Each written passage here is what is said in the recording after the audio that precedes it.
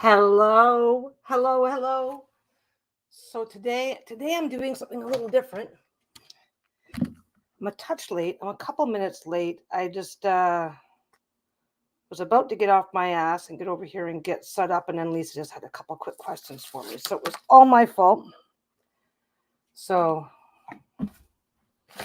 gotta get this ready. We're gonna be making this guy a tabard today. I have a story. It's not an exciting story. I wasn't even gonna come on because I'm doing 2 pocket bags, right? And for 2 pocket bags, there's a stage where I'm just standing there for hours ironing, getting everything ready. He was on the top shelf, so I didn't notice how dusty he was. I'm just getting the dust off of him. I was not gonna do a video today. I wasn't gonna do anything with sewing today because I was just gonna be ironing all day. Just nothing but ironing. So last night I get a message from somebody asking questions about how to make a tabard, and I answered the questions, and that was fine. And then I'm like, well, I'm not doing anything tomorrow except for ironing in the summertime when it's hot out. And I actually have made a couple of tabards for live action role playing, LARPing. There's 3 different things you can do with the tabards. There's 3 different things.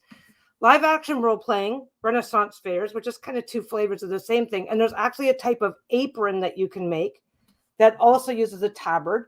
A tabard is basically just, it goes up. It's kind of like a poncho, but narrow. That's what a tabard is. And tabard, that style can be used for a lot of things. If you see those, you see them on TV all the time, kitchen aprons, but they have the piece that goes down the back as well as the front, a 2-sided apron, right? That's tabard style, Tabard. And there's tutorials and all sorts of stuff out there. So I thought I'd just go over the basics. I'm going over the basics because it occurred to me. I'm like, la la la. Oh, I wish I could do more to help since I've actually made a tabard in the past, right? And it's like, wait a second. I can actually afford to sacrifice some fabric to the cause. Make sure it's butts. I can afford to sacrifice a little bit of fabric to the cause. So I decided that since I don't actually have I don't have anything else going on, I can definitely take a break from ironing. So I thought that I would make a tabard today. This is kind of a FAO tabard. We're not going to get into schmancy. We're not going to get into schmancy. We're not going to get into doing anything super schmancy or exciting. We're not doing that today because that's not the point. Where's my microphone? Is it pointing the right direction? It's not. There we go. Is that better? The sound might be a little different. Apps using, okay, that's right. So I figured that I would make a mini one. I would make a small one. That way I'm already going to, well, if I like the way it turns out, then this guy can have a tabard and not be as dusty as what he just was. Anyway. And of course, as always, we can just shoot the shit and talk about whatever. But I thought I would use something to show how it goes. This is from Build-A-Bear. My wife got this for me. I've had this for a long time now. Anyway, so what I grabbed was some of my batik. I've got some batiks that I've got some batiks. I like batiks, but I don't use them a lot. I don't use them a lot just because it just doesn't happen a lot. So I figured that I'll switch my cameras around. I figured that today we can FAO our way through a tabard. Just to go over the basics. If you've ever seen a poncho, think a poncho but narrower. So a tabard has the front, the neck, the back. I'm going to have to bring over my eye. I wasn't quite set up. Like I said, Lisa called just before for a couple of things, so that I got behind.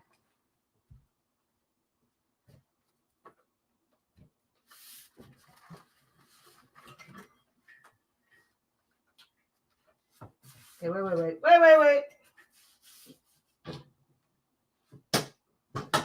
Nope, a little further. Where's the hook?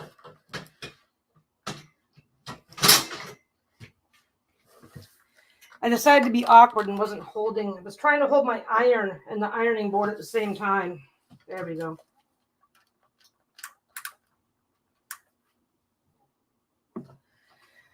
I really need one more camera. Hi, Samantha. I'm just getting started. This is what I'm making a mini tabard for this guy. So that way, by the time I'm done, hopefully I'll have gone over most of the basics. Samantha was the one that was asking about a tabard. She wants to make one.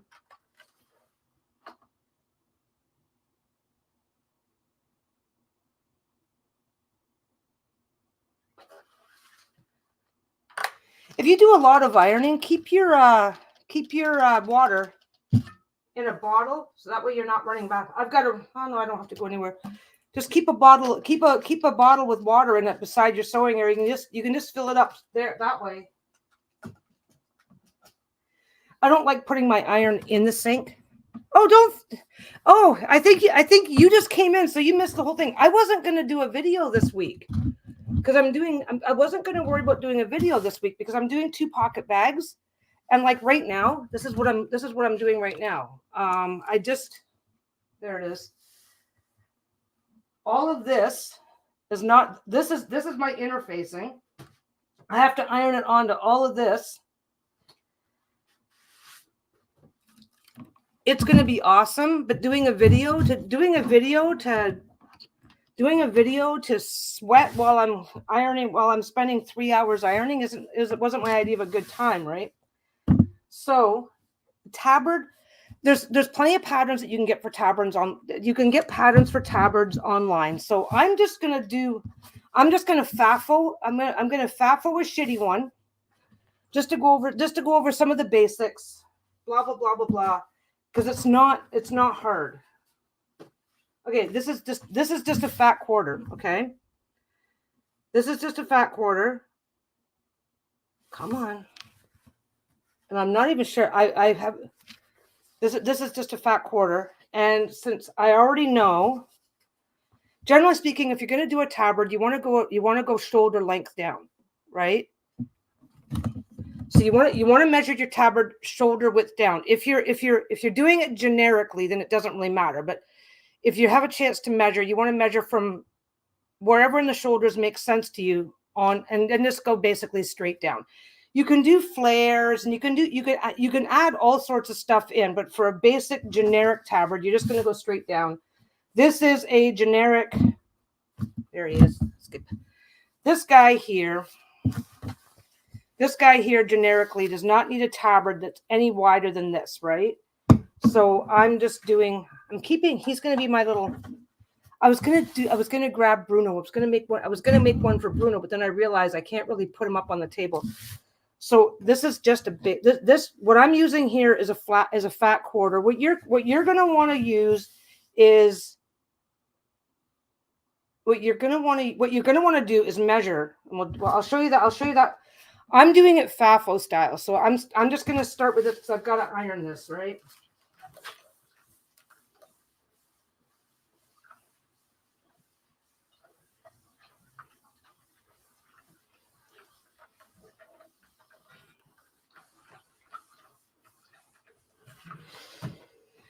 Okay. Hey, Stevie. So I already have the fabric. So it's not a big deal. So I can just go, okay, I already have the fabric and I'm doing a mini, so I already know I don't need a lot. What you're going to do is you're going to take if you're doing something generic, then you're going to take your person because different heights and whatever, right? So you're going to decide how long you want the tabard to hang down, and you need enough material to go front and back. But what you need to remember, the first piece to remember, I'm just going to give you guys the first piece that you need to remember. Okay, you know what? Just look at my shirt, okay? The front piece of my shirt goes from here, the bottom I've got my neck piece here, right? But in order to measure it properly, it might be longer. You might need longer at the back than the front. You need to be, because a tabard will slide. So the back of my neck is down here a little bit, but on a tabard it might come all the way up to here. It might shift up or down. So what you want to do with your tabard, ideally, let me just a second. I need my drink and it's over there.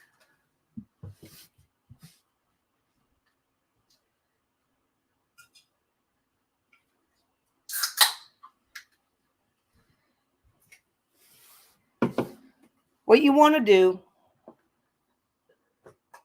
is make sure that your tabard will very rarely hang exactly like that. If you make a circle right at the very top, okay, if you make a circle right at the very top for your tabard, the back, where the area that's going to be the back of the neck will almost always slide forward, right? So you want to offset. You want to offset your measurement to be measuring. Okay, so the hole here, right? This hole, there's my seam right there. I've got a very small piece back here and a very large piece down. A tabard, the main difference between a tabard and an apron is an apron goes like that, whereas a tabard basically goes up and over, has a hole in the top, and covers front and back. So if you look up how to make an apron, you'll get the front only. But if you look up how to make a tabard apron, it'll show you how to do a back. You can use this.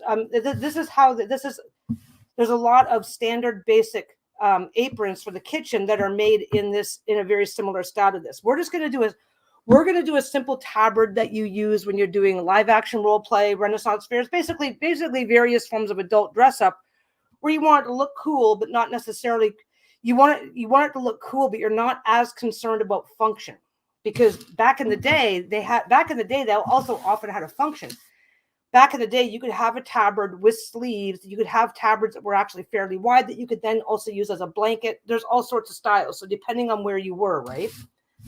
This is just a basic tabard. So when you are deciding where to put your center hole, where's my pen? There's a pen. When you're deciding where to put your center hole, you're not going to go, okay, you're going to go, yeah, like a cleaning smock. It would probably be very similar. Very, very similar. So you're gonna find your half. Oh, wait a second. I'm already fucking up. This is I've already folded this in half. This is just a fat quarter because I'm making it for this guy, so I can have an example. Because like I said, I wasn't even gonna do it. I was like, oh, I can't justify doing a video when all I'm doing is sitting around ironing. Okay, so I'm gonna go down here.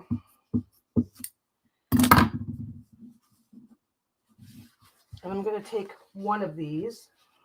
I'm going to give it another quick zap because I can. Actually, no, I'm not. You know what? I'm not going to give it a quick zap. You know why I'm not going to give it a quick zap? I can still see the line here. There's still a line here, and then I just fold it in half. I'm going to fold it in half again.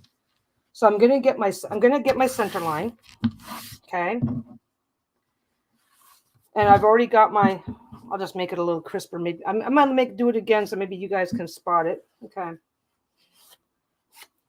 So for your tabard, before you start, okay, once you're at this point, you have two decisions to make. Are you just going to roll in a seam and just put a hem all the way around, or are you going to? I literally just had this shit out. Where'd I put it? Or are you going to take a contrasting fabric and make an edge and edge it? Okay, you can edge it. You can do whatever you want with it. If you're going to, so before you even start, if you're going to do a hem, then you do need to make sure that whatever width you've decided on, add about 1 inch to 1.5 inches, depending on how wide you want your hem to be. That's your first step. Now you're looking at your center. Man, I've already cut some fabric and it's only been 20 minutes. This is awesome. By the way, how is everybody? I know Stevie had a shit day with a damaged machine, which has got to suck. By the way, the timing, the timing of your pin coming down, that's what the problem is with my machine. And they fix that as part of a tune-up, which means that unless there's something broken in there, there's no extra fee for that, or at least around here. So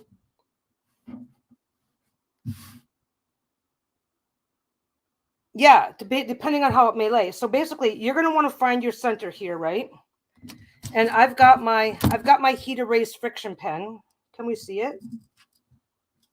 Can we see the marks? Green on green. You're not going to see the marks. Let me pick a different color. See if we can get more visibility here. Oh, I've got one in black. That's friction. Hey, it would help if it actually worked. Let's see. Okay, friction pens are great. Oh, your daddy. Oh, you lucky girl. Nice. You know what though? The broken one, you can still, as long as it still takes power, there are people who will buy it. At least around here, because there's people that will buy it and then repair it themselves and then sell it. So you might even, it might not necessarily be what you want, but you might still be able to get 50, 60 bucks for it, Canadian. Okay. Friction pens. Let's segue to friction pens. Friction pens are great for sewing, but just don't forget that cloth puts out its own dust, little tiny bits of little microscopic bits of fabric, whatever. They do get clogged fairly easily. So just find a corner of the fabric that you don't care about, or scrap or whatever. And if it's not working, give it a good rough scrub now and again to break that shit up. So I just made that. That's my center point, right? So what you need to decide right now, delivered on Thursday. Can't wait. It's got more features and does embroidery. So I'm like, oh, embroidery. That's nice. That's nice. Make sure you look up a good tutorial, or maybe that's something I can do next. For the embroidery machines, they work great, but you do have to clean them more often. Clean them yourself. I can show you stuff. It'll be fine. Okay. So you have to, so if you just go, I'm just going to make a hole. Okay. If you just go, I'm just going to make a hole, cut that out, and that's going to be where it goes over your head. This is already a problem because, like I said, I showed you with my own shirt. It's like, now my seams are right here. This is in the middle. Okay. This is where the front and the back are sewn together. This is in the middle. That's fine. But this scoops down and this is really high. So what you've got to remember is that the back, now you can still do a circle. You can do this one of several ways. You can do this and make sure you've got extra length at either end. Okay. And then just trim as you go. Because honestly, if you're making this for somebody who happens to exist in your space, you're going to go blah, blah, blah, blah. Now I'm going to drop this over your head, see where everything lies and go, oh, that's got to come up a little bit and that's fine. But if you're already measuring, then you've got to remember that the back of the neck, the back, whichever side you've allocated for the back is going to be closer than whichever side you've allocated to the front, especially if you're going to do like a V cut or something like that. It's not the end of the world if you have extra fabric. Then you just make sure both sides are equally long. And this is another tactic to use. Make sure you can do your circle, make sure both sides are equally long, and then just shorten whichever one needs to be shortened. You can do it that way. You can do it in reverse. Just remember that you have to account for it. That's all. Now this is my halfway. I am putting this on this guy. Come over here.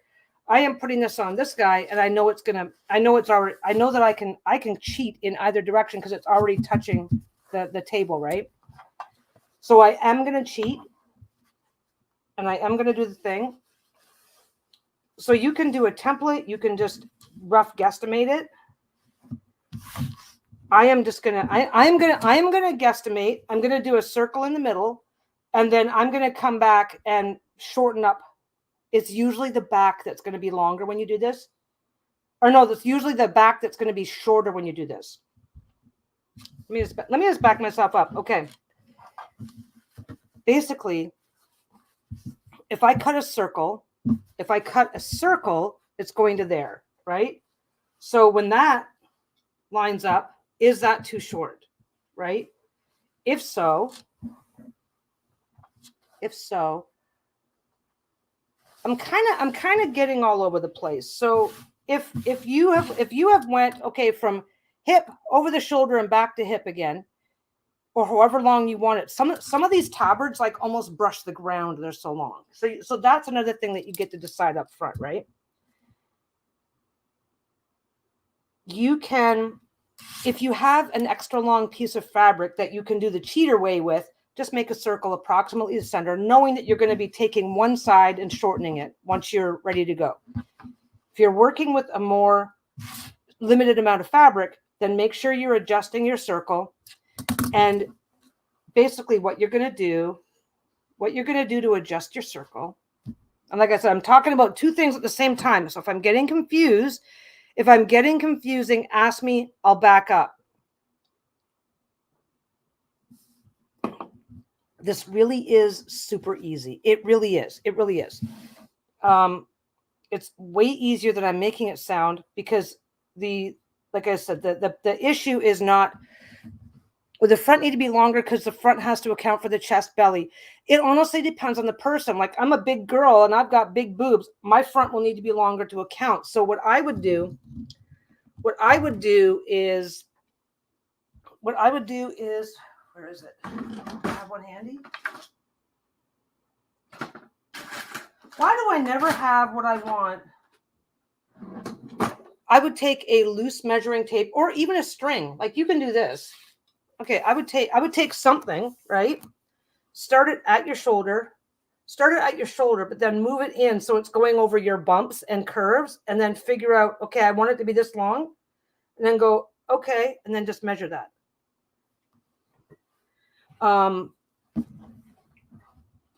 So you can get your measurement before you start, or if you end up with an extra long piece of fabric, like I said, I'm making this for a Build-A-Bear teddy bear, and a fat quarter is already going to be big.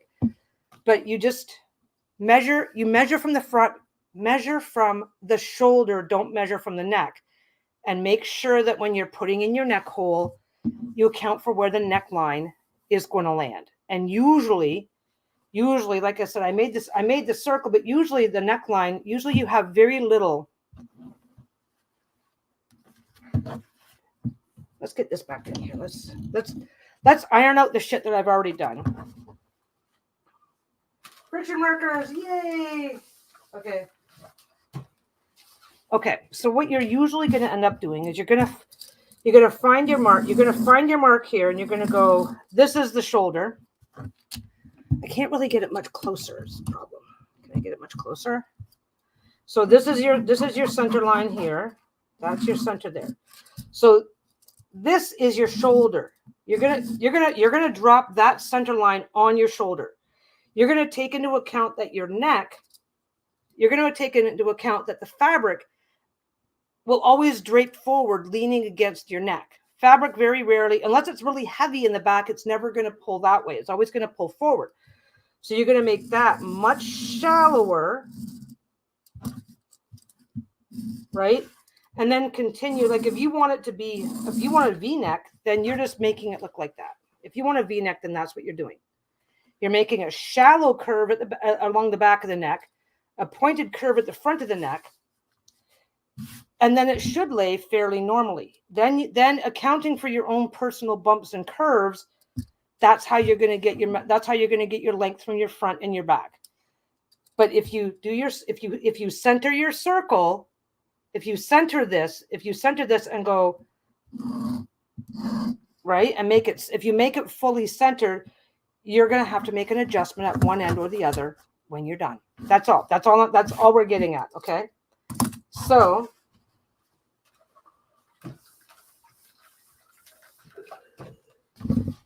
what I'm going to do, because I'm just making it for a teddy bear. Okay. I'm making it for a teddy bear. I know I've got plenty of extra. I do. I've got plenty of extra fabric. I know I've got plenty of extra. I know life is good that way. So I'm just going to do a circle, and then I'm going to probably, because look at the shape, right? There's definitely, the back continues down to the tail. So the back in this case is going to be longer. And the front is just a short little reach because he's in a sitting position. So the front's only going to be about 6 inches long. And the back is going to be about 8 to 10 inches long. So that's what you're doing. And if you have to adjust this circle to make room for that, that's fine. That's fine. So there's my first. This is one of those, this stage is one of those things that it takes about 4 fucking hours to explain it and about 20 seconds to do it, because it's like, oh, I've got lots of extra fabric, so I can just adjust as I go. So I'm just going to do this and cut my half circle. I folded it in 4 and we're there. Okay. So that's done.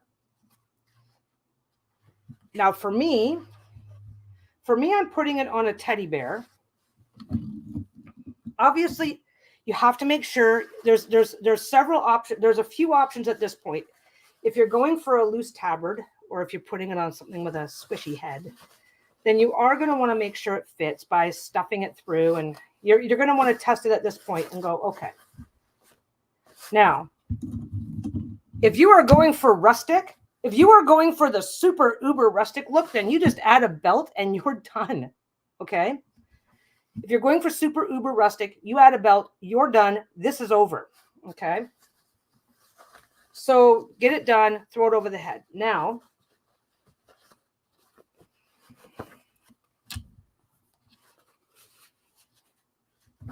so yeah, I'm going to give it a quick iron.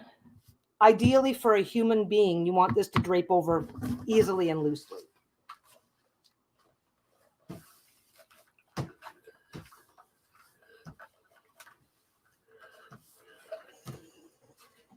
Okay, and I ended up with a, this isn't very round. I ended up with kind of a,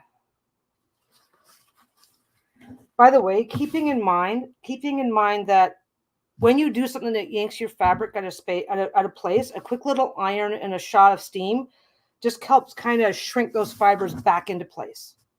So you can get away with that. So now this is where we're at, right? Now, do I want, if you are doing an apron, then you can add a pocket here, right? Which is super easy to do. Maybe I should add a pocket. I'm not going to turn it into a little apron. Okay, so now you're pretty much almost done. If you want something to keep in mind here. Now I'm going to be putting a piece all the way around. If you're going through here and you're just going to tuck it under and because you can just take your time, go slowly and tuck it under with a hem. Make sure that you're going a tiny bit small, because as you tuck it under, you're going to be opening it up a little bit more. So just keep that in mind. But otherwise, we're here with this. We're done. Now, I am going to put a cut right here, because we're going to assume, because I just tested my little dude, right? If you want a tighter neck, then you're just going to cut it there and you're going to leave it, because what you're going to do is you might even want to do both sides. It's up to you whether you want to do both sides or not. But what you're going to do here is you're just going to put a quick little hem here, a quick little hem here. I'm going to do these in pink so you guys can see what's going on. Actually, you know what? I'm going to do it the redneck way, because you can do one of two things here. You can either put your binding, your binding on here, or you can put a hem. Actually, I'm going to put a hem in. Okay. Aw, I hope Amelia's feeling better. Now, if you don't like the way this is going, right? Then if you don't like the way this is going, then what you can also do is get back here. Actually, you know what? I'll do it that way. Let's get back here. Okay. I think I did the right width. Did I do the right? I did the right width. All right. Okay. So this is, nope. Yeah, I did the right width. I can just do that. Okay. So if you want it to be able to just put it on, snap it into space, and not struggle to get it over your head, right? Especially if you're doing it generically so that anybody can use it, then you don't want to size it to just one person.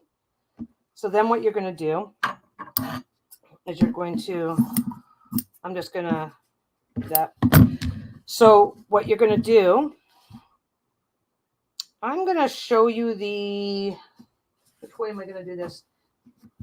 Basically what you're going to do is you're going to fold this in half. It is just like bias tape. You're going to fold it in half, give it a shot with the iron. Then you're going to fold it in half again on that side. You're going to fold it in half again on that side. I'm not measuring because I don't need to, right? Because I'm just messing around. I don't need to measure.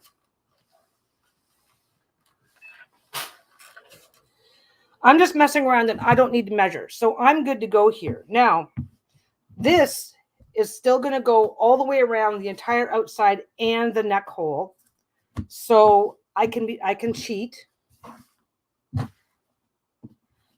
And I am just going to take this. So I've folded it and folded it again, because what I don't want is by the time I put a seam in here and a seam in here, right? They're now too far apart. And in order to make it fit, okay, so now they're too far apart because I put a proper seam in here. Then when I pull it to fit, which side? Yeah, this side. When I pull it to fit, now this is no longer straight. It's sitting at an angle. Okay.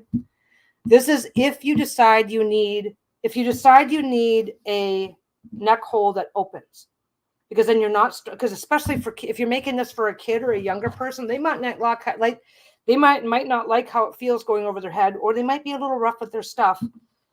So let me just, now I'm doing a lot of extra ironing here because I'm folding and refolding and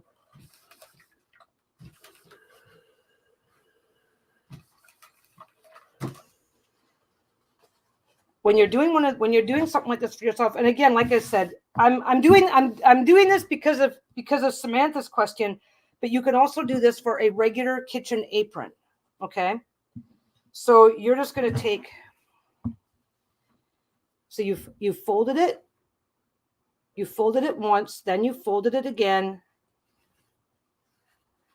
fold it in half, fold those halves to the middle, fold it over like that. Make sure that that's about as straight. Make sure that that's nice and straight, right? I'm going to cheat because I can. Actually, wait a second. Am I going to cheat or am I? Yeah, I'll be fine. Okay. Where's my pin? Oh, clips or pins, whatever works. I'm gonna use them just because I should. I've got a nice purple on here. So then you just open it up, tuck that in, close it up, put a clip in.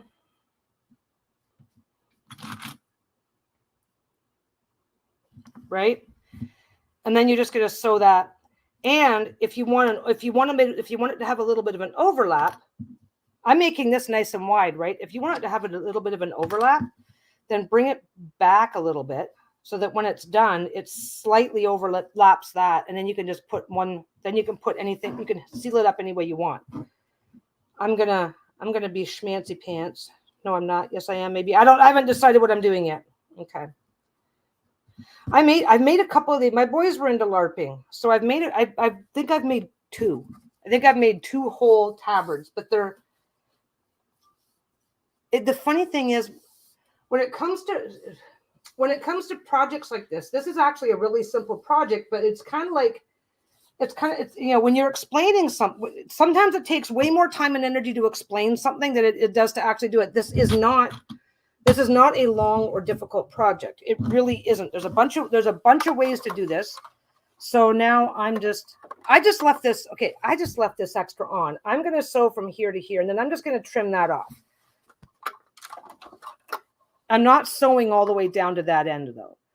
And I'm going to sew with a relatively narrow seam. And if you really want the extra holding power, you can do a zigzag, you can do whatever you want here.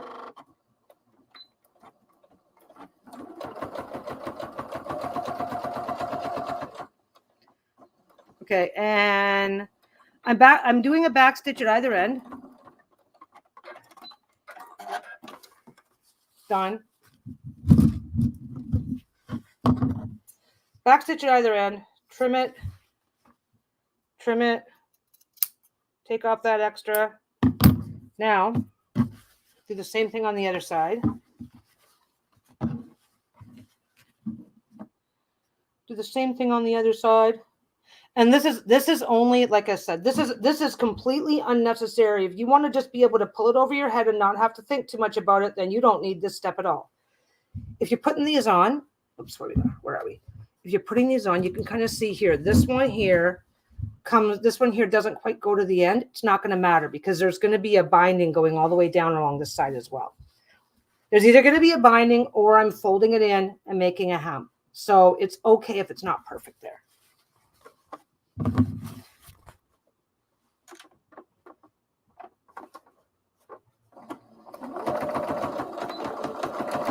I forgot the back stitch.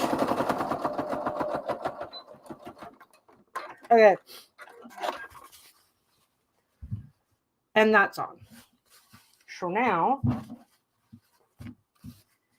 what you can do, so now this still lines up. This still lines up. This lines up. The hole is still fine. Everything's fine there. And I'm going to, what do I have? Do I have a hole punch?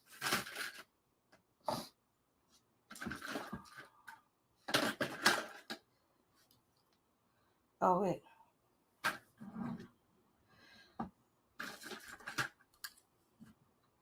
Okay, I do have a,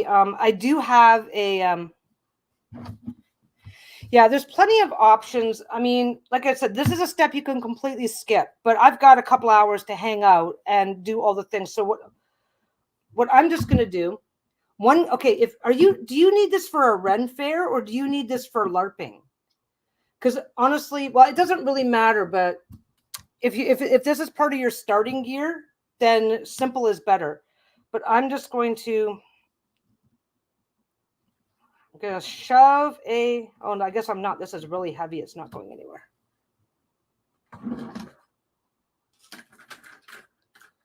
Am I going to be able to do it with that?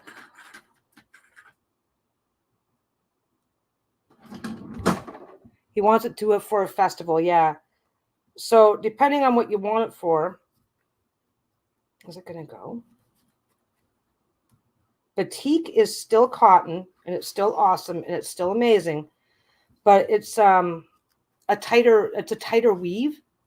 So the way the weave goes on this, as you get multiple layers of batik, it can get so you can, if you have a buttonholer, just do this for a small button. Okay, line that up, measure it if you actually are trying to do a good job. I'm just FAFOing this. This really is a FAFO project. So yeah, get something that's going to go through. I know these are really sharp scissors, which is why I'm using them. A buttonhole. Well, okay, even if you're doing a buttonhole, you still have to go through this. Batik is nice, by the way. This is really thin and light. So batik can be.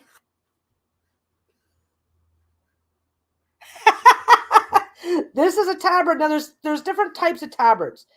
What we're doing here is kind of the kind of tabard that you do for like a Ren Faire or LARPing or stuff like that. But there's also a style of apron that goes just like this. So if you want to be super schmancy, you can do this on both sides. Then you just take a piece of cord. I'm not going to be leaving this in. But then you can just take a piece of cord. Come on. I know you're there. Yeah, like I said, I did it the cheap and lazy way. So there's that. Oh, good Lord. Be right back.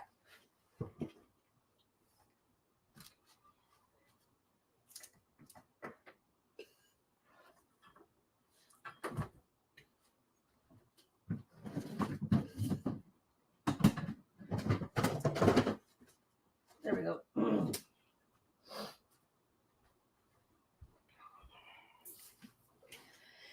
if you're doing this for a Ren Faire, they're going to want a lot of authenticity. And so obviously you would be matching your threads, but this is just a hole closer.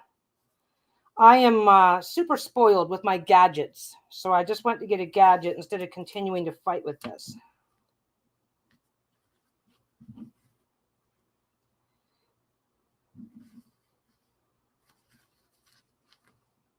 Come on, get in there, you. Did I not open that one yet? I didn't open that one yet. Okay, you're going to lace it. I don't. Come on. This one looks open, but it says it's not open. Oh, no, it is open. It's just a little small. So you would measure this to make sure you get it. Oh, that one's not open. That's why. Apparently, I just reinforced one while ignoring another.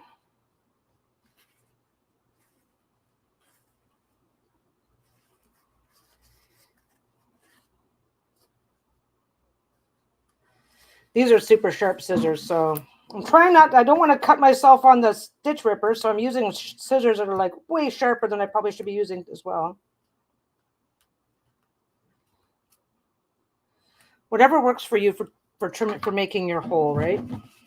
So I think I did this wrong. Go under, back up. Did I not? Oh, it's just not big enough. Okay, never mind. I know you're big enough. There you go. So you go under. Whatever.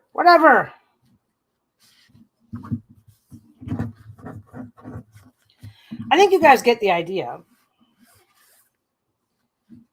So you just go under, tie it off.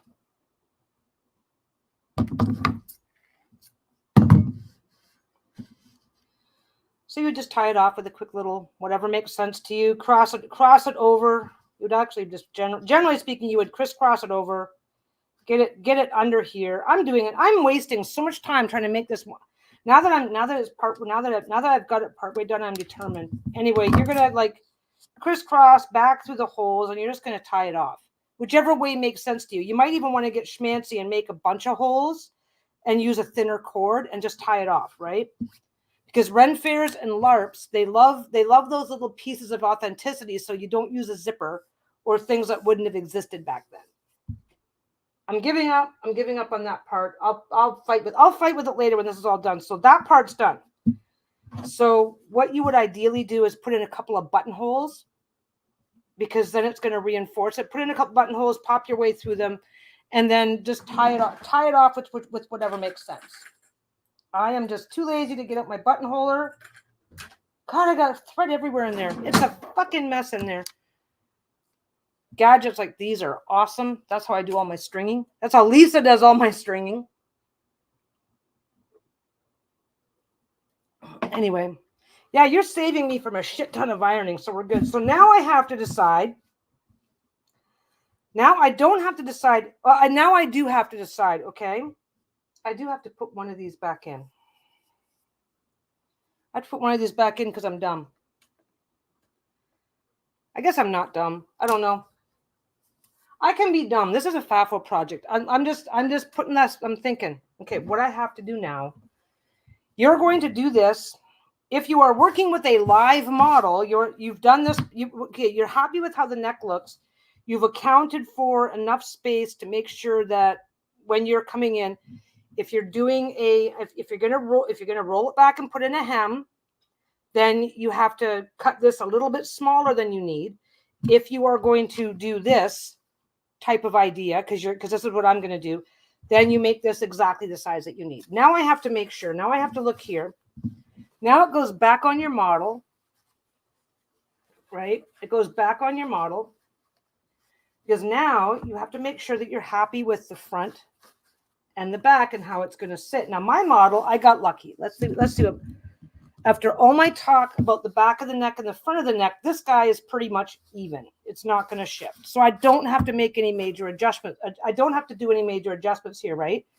I don't mind that the back is a little long, but the front, because his tail is in the way, the front is draping down way past his lap. So I'm going to take about I have a ruler here. I'm taking off 2.5 inches across the bottom, and that's going to be the front. For usually it's the back. Usually the back is going to ride up. Usually it's the back that's going to ride up. So usually it's the back that you have to watch out for. This guy, it's the front, and it's right. Well, it's riding. It's not riding down. It's just the way he's sitting. So I'm going to take 2 inches off the top. I'm going to take 2 inches off of here. Where's my shit? Oh, there. I put my rulers away. Now I can't find them. Okay, so this was exact. This was exact. This was pretty much exact, right? Because of the way I did it. I did it the lazy way. I made this pretty much exact. So it doesn't matter whether I'm taking this off the front or the back. Now, have you noticed the tabard you showed me had a crest on it? I haven't done that part yet. So this is the front, and if it matters, just go on to the back and write a little F or 1 for side 1.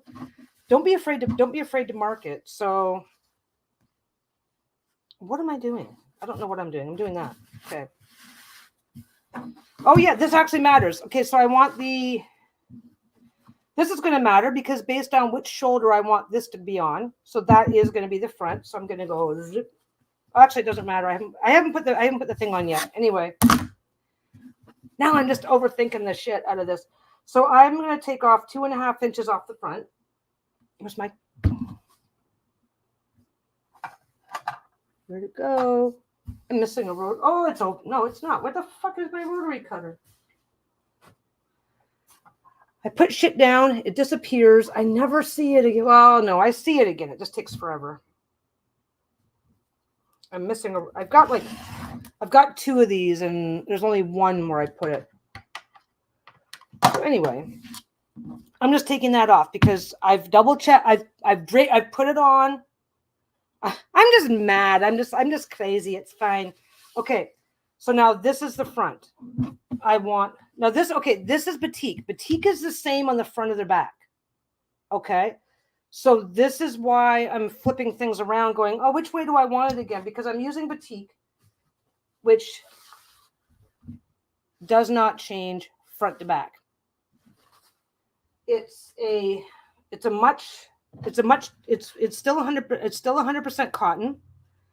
It's almost like I don't know. It's people, a lot of these make really great quilts because batik does not stretch in the same, it does not stretch out of shape as easily or in the same way that regular cottons can.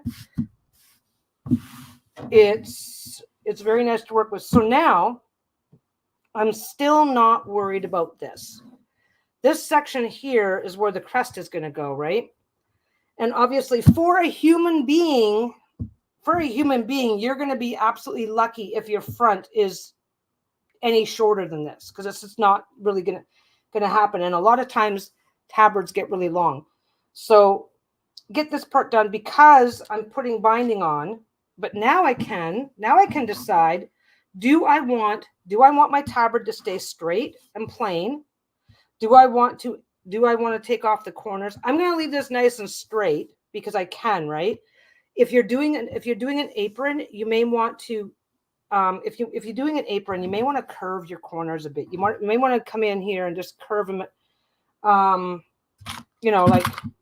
like make a mark and curve it. And this is the stage that you're going to make those decisions. So if you've got a tabard that comes to here and you want it to come to a point. My friend literally bought a $400 Brothers sewing machine to try and make this himself. I plan on using it to make this tabard while I cast it for him in July. Perfect. This is super easy. So right now what we're looking at is you've got to remember that there's a front and a back to your fabric. It's probably not going to matter. When I was doing these, it would have mattered. Obviously, you want to fold it so that your pretty sides remain out. So for this, if you want to, and like I said, for a human being, when you're not doing it for your little, when you're not making it for this guy, isn't he cute? When you're not making it for this guy, the back, if you don't line up your neck hole properly, your back is going to come up. There is one way around that, but we get to that near the end, okay? So basically now you're like this. if you want any sort of, like, say I want this to come to a point, then now is when you add them. He totally went overboard in hopes of making it. Okay, the first time I made, do you know what I made? Do you know what I made tabards for the kids out of? An old tablecloth on a machine that I bought for $100. Tabards are stupid easy to make. They really are. They're easy to make. Now, if you're just looking for a plain basic tabard, like I said, fold in a seam, fold this, make this an extra like inch on each side, so that you can fold it in and make your hems. But you can be almost done right now. And again, you don't have to do this piece. It's only if you want I want that to have a relatively tight neck, because it's just a stuffed animal and it's going on the shelf, right? But and like I said, if you're making it for kids or young people who may have a habit of tearing, who may just not like the feeling of things being pulled over their head, and what I really like when making it, is making it a bit of a V, because it opens up a lot easier and goes over your head, or a bit of a U shape in the front. You don't have to. Anyway, so anything that you're going to be doing here to make a point, to make a curve, to make a whatever, now's the time to do it. If you're doing a kitchen apron, and this is the back, if you're doing a kitchen apron, now's the time to add your pocket. Make sure your pockets are okay. You can actually add that if you are doing a kitchen apron or anything like that, you can add the pockets after. It's pretty easy. Okay. Now I'm doing cheap and easy, down and dirty. So we're done. That goes over there for a minute. Where's my, okay. Another packet of, by the way, you know what? I realized last night, basically after responding to Samantha, I realized I've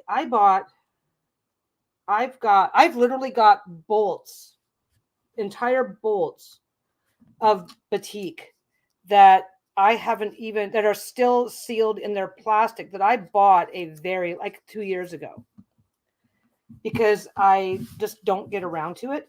If anybody I really want to know how to make a block. Now, I'm not going to pretend I'm an expert at making everything. Absolutely not. I'm not an expert at any of this shit, but I'm perfectly happy. It's like this. I'm not an expert at making tabards. I'm an expert at FAOing a tabard.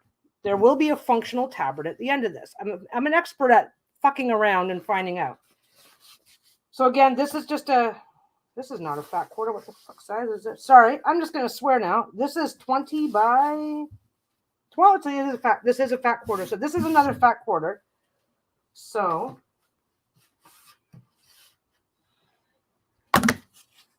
by the way, pro tip, don't put this shit, don't be stacking this shit up beside your iron, because that's a great way to, some of these, like this is like a $15 ruler. And that's because I got it on sale. Like getting stuff like that too close to your iron, and then you melt a corner of it, and then it's useless, right? Don't do as I say, not as I do. Anyway, if anybody's like, hey Peggy, I'd love to see you make a blog, and it doesn't guarantee that I'll always have the time or whatever, but I do have the fabric for it. And if it's something that it's like, oh hey, I think I can do that, especially when it's like, I mean, I like going live just to hang out, right? So it's like this week is like, oh, I can't go live this week. I'm doing 2 pockets, and I'm not even going to be. I'm still just cutting and ironing. Like ironing on interfacing is a process, and I'm doing 30 bags, right?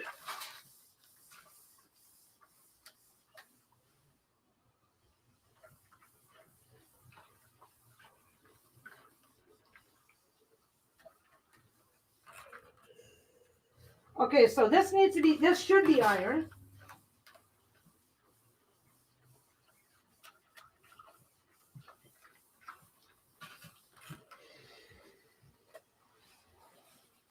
So what you're making right now, this is called bias tape. Now there's a bunch of different ways to make it, and I'm making it the lazy way. Okay, fold your fabric. And because I'm sitting at I've got a bigger space over there. This is not the big, I am not working from the big space. Fold it again. Okay. So just fold it in half, right? Fold it in half again. And this is a nice thing. This is a nice thing about, this is again, the nice thing about batik. Batik is just as sturdy as regular. Batik is just as sturdy as quilting cotton, but it's actually thinner. It's thinner and finer. It's got a lot more thread. It's got a much higher thread count than the regular cotton. So you're going to come back here. Why am I coughing? I shouldn't be coughing, but that's okay. Be right back. Nose blowing time.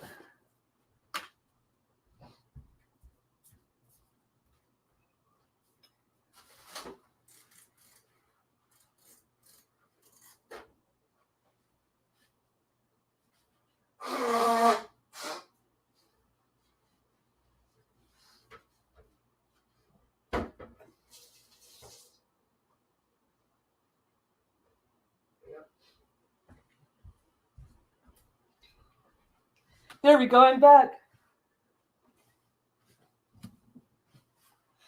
It's kind of cool. What I've started doing lately is building myself a little command center. Okay, so now you've got a couple of choices here. Now I'm just FAFOing, so I don't have to care, right? If you want to, if you're looking to make a next level product, then you're going to want to take the very edge here off of this because it's just not perfectly straight. I'm not going to agonize about that. And I'm going to do, if you cut a 2-inch piece of fabric, I'll show you. Okay, so basically I'm just I don't know how much of this I need, and it's not going to hurt me to cut. Oh no, 1, 2, 3, 4. 1, 2. Okay, so 4. I should be able to do this with 4, but I'm going to cut. Basically, I'm cutting 2 at a time because it's been folded in half. I'm going to do 1 more just so I don't have to screw around at the end. Okay, and this shifted a little bit, so I'm just going to pop that. It shifted because I looked around too much. Pop that back into place. So if you don't care if it's not quite perfectly even, then just start cutting 2-inch strips. Okay, so how this is going to work? I can bring this over here. How's the hearing going? How are you guys hearing me when I'm turning my back like that? Okay, so what you're going to do, this is basically making bias tape. You've got to actually, first step, this is always easiest if you hook it together, and you can go end to end like that. You can just go end to end like this and sew it end to end, or you can, let's see. I'm gonna do the cheap and easy way. You can put your pretty sides together. Put your pretty sides together like that. Put your pretty sides together like that in a T, right? Sew across here. Put your pretty sides together, making a 7. Sew it from the inside of this corner down to the outside of that corner. And you can even like overlap it a tiny bit. You may want to grab a couple of pieces of scrap to practice just to get it lined up good. And then because once you've put a line from top left to bottom right, when you open it, it's going to open like that and be nice and straight. See how that goes nice and straight? So if I had ironed that, it'd be a nice straight piece, right? So I'm lazy.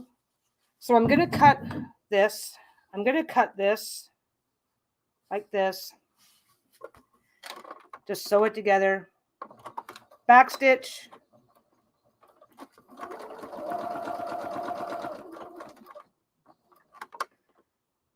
Back stitch.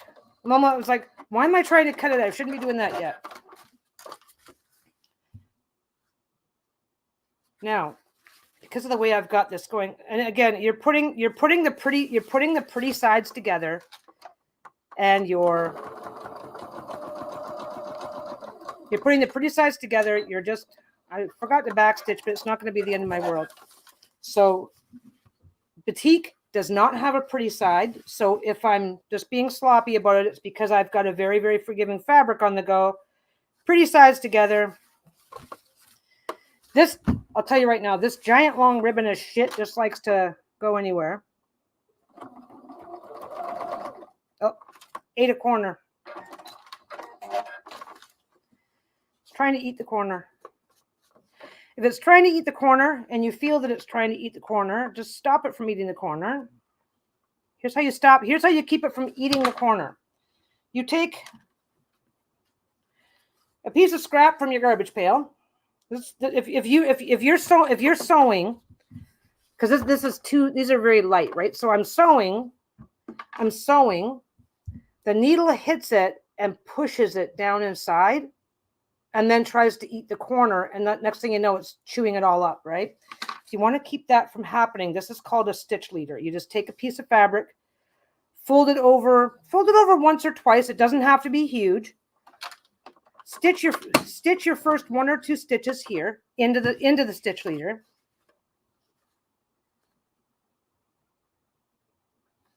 This has still got a couple of stitches in it. This has still got a couple of stitches in it, and I'm not going to fight with it.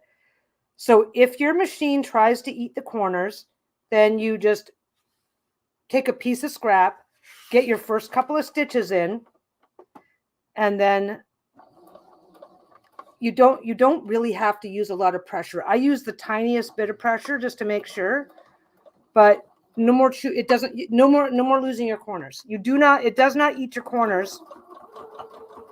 It does not chew up your corners when you do that, because your very first stitch has this loose piece here. This loose thread right here is dangling around on your very first stitch, and once it gets shoved into the machine, it kind of gets a little bit of a tangle going. So you're not sewing it to it. There's still a nice little gap, right? You sew your first couple of stitches, let a stitch or two happen otherwise. Yeah, you can see that. Sew your first couple of stitches, let one more stitch come down, and then start with that. Trim it. You're good to go. The stitch leader goes back in. You do your next one and you're done. I don't think I need to do. Okay, I've got the fabric to spare, so I am going to put the last one on. I'm going to put the last one on anyway. See, this last one's not quite lined up because that's probably one of the very first pieces, which I wasn't being all that careful or caring too much about whether it was perfectly aligned. So you get your first couple of stitches. I'm not stitching the entire piece, just the first couple of stitches. Get that down there. There's a bit of a gap, so I'm going to go 1 stitch, 2 stitch. Now I'm into the new fabric.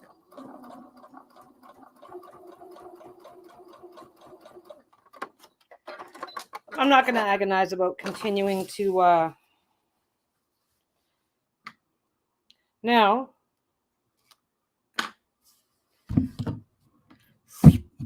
Back down here. If you are going for the rustic look, and you trust yourself, it's not that you shouldn't trust yourself. If you're going for the rustic look and you trust yourself, then you fold that in half. You finger press it, and then you just fold the next one in, then the next one in. But we're doing the exact same thing that we just did here. And I am gonna iron this down. I'm gonna iron it in half, and then we'll see if I can just do it without.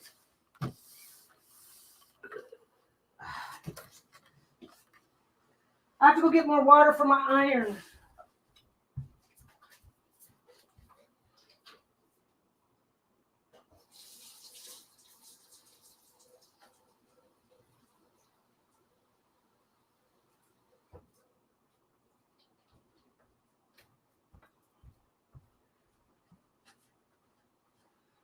I always do the water bottle trick. I just filled this up from the sink. I'm not doing anything special with the water here. I like the water bottle trick because You can take your time. You have more control when you're pouring it in from a bottle.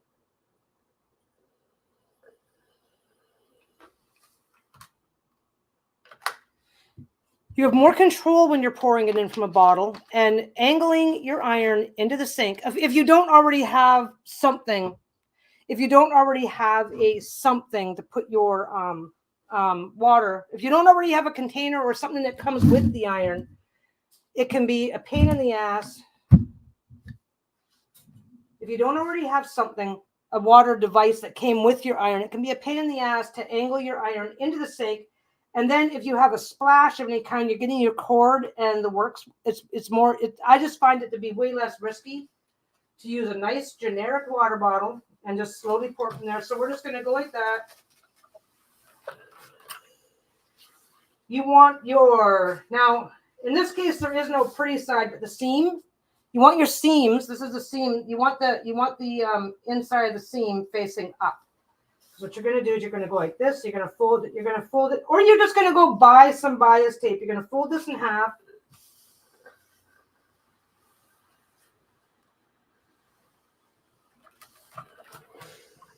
You can, if you want. I don't know if you're going to see it very well. My back is to the camera, so I'm not.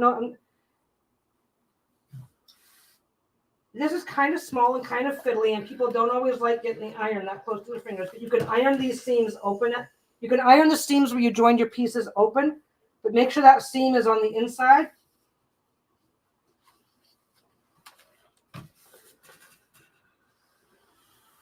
And just fold as you go. Again, how much time and effort you put into doing this part is going to be very much dependent on how perfect you want this to be.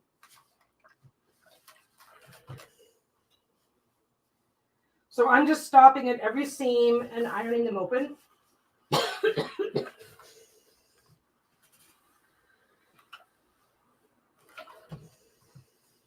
Bring the work to you. I think I breathed in a fucking piece of thread or something. I don't know. Bring the work to you. Don't be down here. Don't be down here reaching for your shit. You're just gonna. That's a great way to have an accident.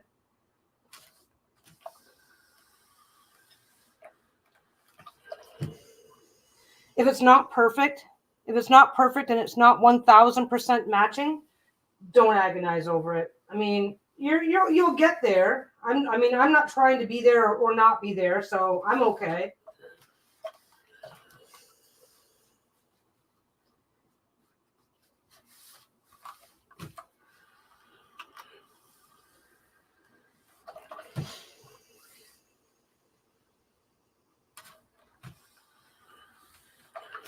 Okay, so now my 2-inch piece of fabric is now a 1-inch piece of fabric. That is something to keep in mind. It gets narrower as, oh, did I do that wrong? I put that one on wrong. I sewed that one together backwards. I'm just going to take it off.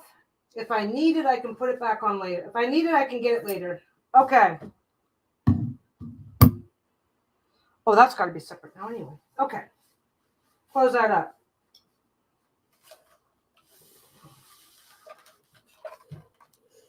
Leave your steam on, but don't worry about blasting it unless that is what makes sense to you. And like I said, you can just finger press this. You can also go to any fabric store and buy this. You can just, and how thick you do or don't want this. Just remember however, okay, if I want this to be a 1/2 inch thick, I multiply by 4 because that's 2 inches. Now it's 1 inch, right? And now I have to come back. I'm still on. Now I have to fold that one and that one together, right? I'm folding this half back to the middle. I'm folding this half back to the middle. You have to kind of work. You either have to work by slow sections or you have to work quickly. But don't be afraid. Just brush it open right quick. You can still see your V in there. You're still good to go. There's also bias tape makers that you can get. And you can also do one side and then the other. You don't have to rush. You don't have to you don't have to do both sides at the same time. I'm just doing it the redneck way because I'm not super invested in this as I'm not super invested in this as a project, so I'm being a little bit sloppy, right? But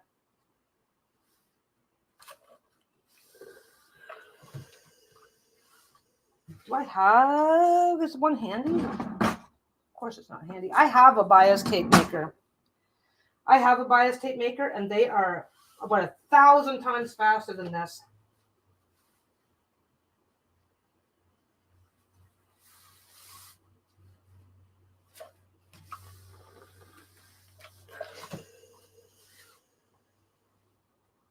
I'm just going to be over here for a minute, guys.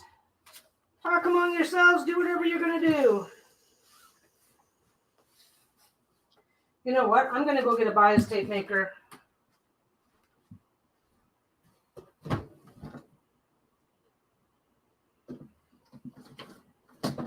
Oh, wait. I know where it is. Right back.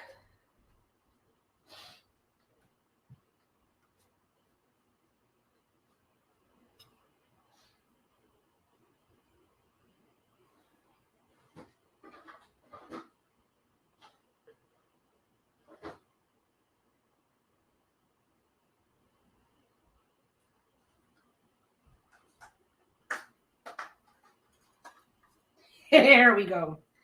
This little gadget is a lifesaver. This is a lifesaver gadget. Oh, have fun at your work meeting. I'm going to keep going and I'm going to keep babbling. This is a bias tape maker. This is Amazaballs. And I'm going to use it for the rest of this. I'm going to do it from the other end so I can have... Bias tape maker is super simple. It does it upside down. Bias tape maker is really simple. It kind of does your fabric upside down, and you don't even have to fold it in half first. So if you have one of these gadgets, it's a lifesaver. Starts off like that.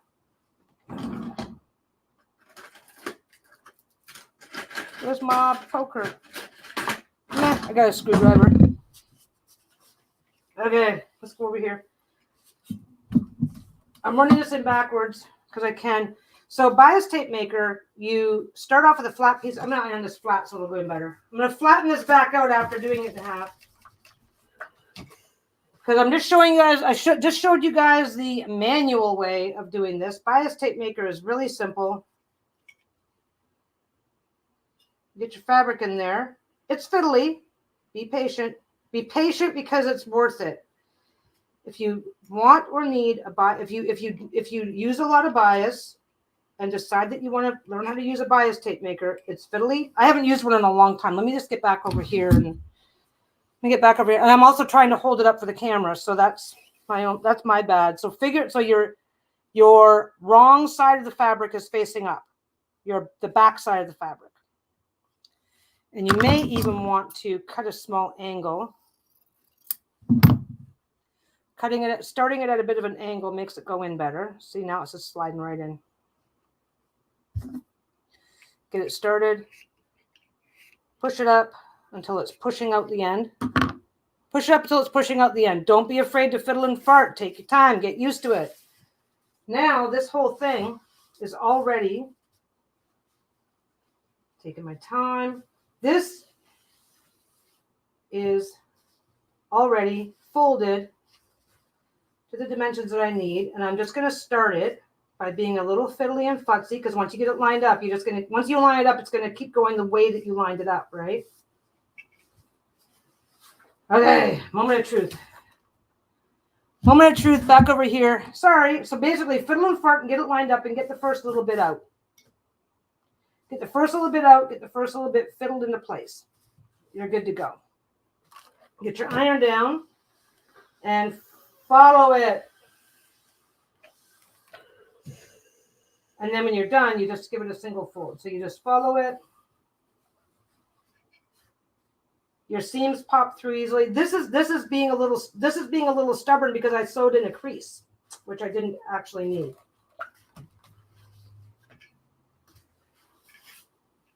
Let's just, oh. I've actually got, to use this properly, I've actually got to iron this open again. Okay, so just iron it flat. That part's easy. Ironing it flat is super easy.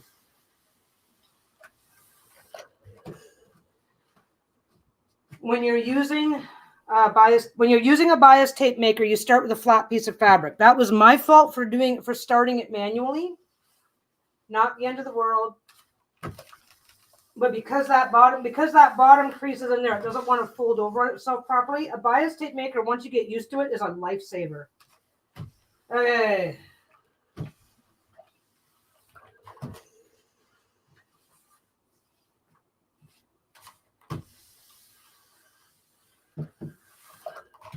That's another thing to like about this. Is another thing I really like about using batik is that once you get it, if you have to make changes by ironing it, it accommodates that very well. So just give it a zap with the iron and make it flat. That's how you start with your bias tape maker. Keep in mind that whatever it says here, that's the size that you're going to get on the bottom. And you buy the bias tape maker based on what size you want your finished piece to be. And the way these finished pieces work, so just futz it in, get it through. So don't forget, this is me starting over with my bias tape maker because I didn't need that seam sewn in. Fiddle it, wiggle it, jiggle it, get it where you want it. Come on. There we go. Fiddle it and jiggle it, get it where you want it. And once the first few inches are in place, there's a gadget for everything, absolutely. So once your first little bit here is into place, oh, I've got a little bit of thing there. It does take a bit of practice, which is why I didn't. This takes a bit of practice to get used to, which is why we didn't want to grab it in the first place, because not everybody's going to have one. I'm out of practice, so there we go. I think I got it. And if I don't, I'll deal.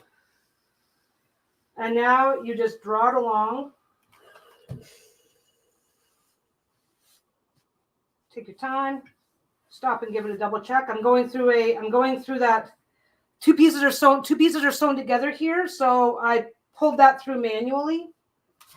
So you put your iron down here and you just follow along with or without steam. Don't get too close. Because it's got this. It's got this little it's got this handy dandy little finger holder to draw it with. Make sure that's nice and straight.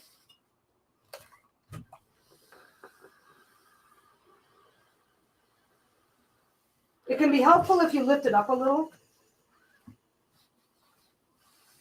Okay, so however you want to make this, I'm just.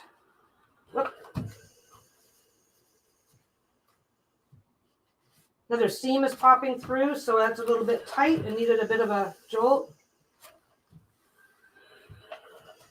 Now this one here is actually a little bigger than what I need, so I'm not getting a full fold over, but it doesn't matter. Okay, I pulled it too. If you go too far all at once, then you are going to end up. It is not going to be lined up as well as you want it. But yeah, so bias tape in one step.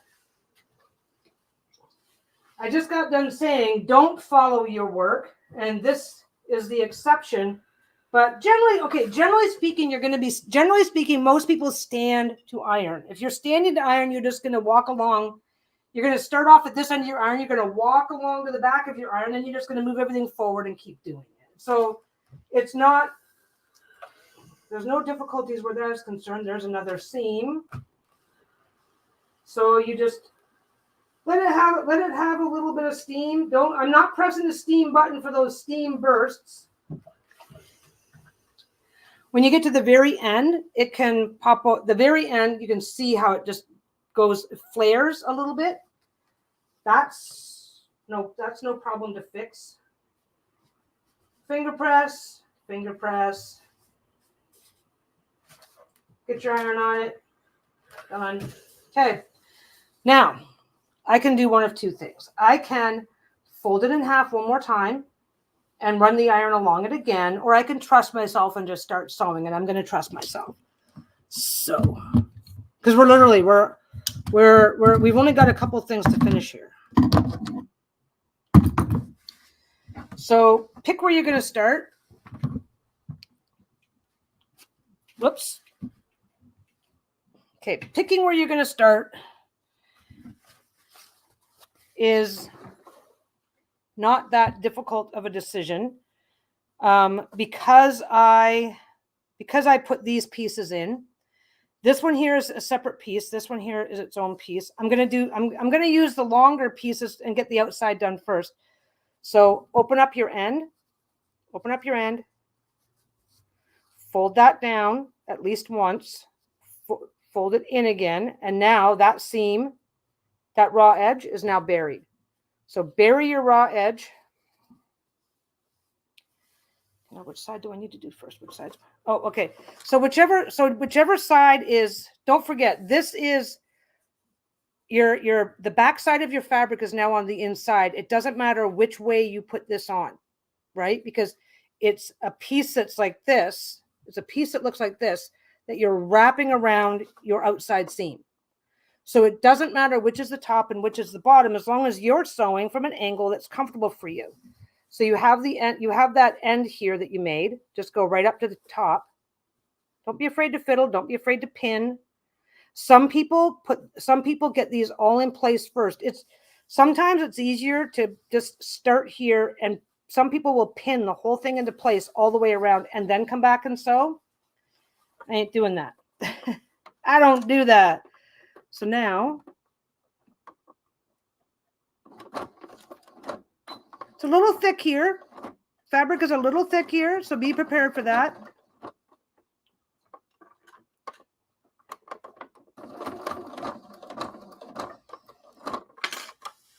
And now I just take this and make sure you guys can't see that from there. Okay, can you guys see that? Okay, so I just take this, and that V-notch is where this raw edge sits. V-notch goes into the raw edge. And I'm going to be relatively generous with my seam allowance, because what you want now, the trick now is to catch both the front and the back. Okay. Trick now is to make sure you're catching both the front and the back at the same time, and you can't see the back. Give yourself a, let me see what I've got going on here. It's a little, okay.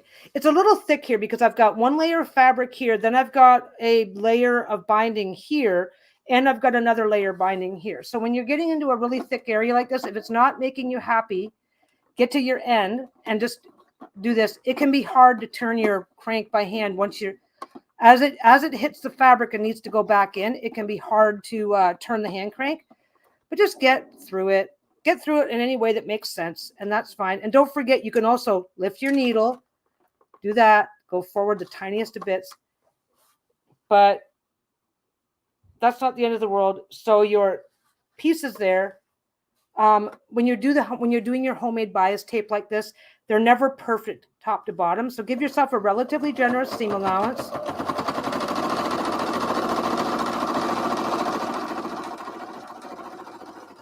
Okay, we're coming to a corner. Now you've got a couple of options. You can sew to the end and cut if that's where your skill level sits. You do not have to force your, you know what? We're going to go to the end and cut.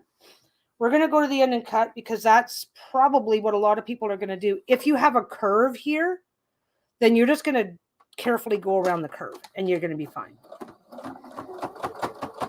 Now I could have measured this and gotten out exactly the right, I can see my corner here. I could have measured this and gotten right to the exact corner, but I trust myself. I'm confident and I know what kind of project I'm making. So I'm just going to come to the corner, get my scissors, line them up carefully, lay it on a lay. Okay. If it's like, oh, I can't tell where that straight line there is, just lay it down somewhere flatter than where I am right now. Cut.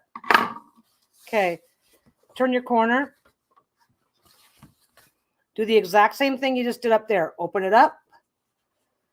Fold it over one time. And it doesn't have to be a big major fold, but you don't want that raw edge stick. That raw edge is going to eventually start turning into a frayed edge, right? Tuck in the raw edge. Fold it. Pinch it. Fold it. Pinch it. You're going to want to give it a little bit of a finger pinch to hold it in place because you're basically turning that crease backwards. It's not a big deal. You just got to pinch it into place, right? Or it might want to not cooperate. So then you're going to do that, and then you're going to do that, and then you're going to do that, and then you're going to start over here. Make sure that's lined up to your edge. Don't worry about whether or not it's perfect. I kind of line it up, and then I just hold it in place. By the way, a stitch leader, if you're going uphill, I'm going uphill, right? This is really thick. So a stitch leader, if it's thicker, what's the name of the wire tool you use to pull the drawstring through the taro bags? It's called a bodkin. They call them a bodkin, and you can get, there's all kinds of different types and styles that you can get. So again, I basically get the first couple of stitches in. I'm now off of the stitch leader, but this one here I folded in half so it's thicker. So it's now the same thickness as all that bulk I was trying to get through. Do a quick back stitch. Yeah, now I have a long one. I have a long one that's a bodkin. They come in a lot of shapes and sizes. You can get little ones that are about 6-7 inches long. So once the first couple of stitches are in, you can back up here and then do your fiddling to get it where you want it, right? Because if your first couple of stitches aren't perfectly, if your literal first 1 to 2 stitches are not perfectly straight, nobody is going to notice. Get those stitches in, hold your shit in place, and of course, pin, clip, do whatever you need to do, or if you haven't already pinned and clipped it. Okay.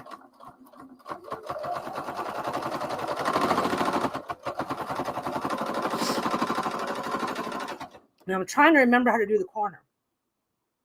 Oh, I think you still have to stop and start. There's a way to do the corner. There's a way to go around the corner. Now you will have to check your, if you're doing a project that really, really matters, you're going to have to check your, if you use the bias tape maker, you'll have to check because I've got a small crease here. Now I don't care about it because this is just a fun little project, right? If you're doing it, if you're doing a project where you are going to care about it, then you're going to want to double check before you start sewing, which was my mistake for not bringing that up. But go to the end. I'm just going to go off the end because it turns out I have a seam right here, so there's no point in adding all that extra bulk at a corner since I am not in a position to be concerned. Bring it forward. So there's no point in starting with a seam here. I don't know if you guys can see it. There's just 2 pieces that's sewn together. There's the seam. So I'm just going to take off that seam because it just adds bulk. Adding bulk at a corner is never fun. So again, this is a stitch leader for thickness. Oh, look at that. See, look. It didn't catch on the back because they never fold exactly. So let's just redo that. Let's just redo that. That's kind of a me problem because I was so busy explaining what to do that I forgot to double check what I was doing. That was entirely on me.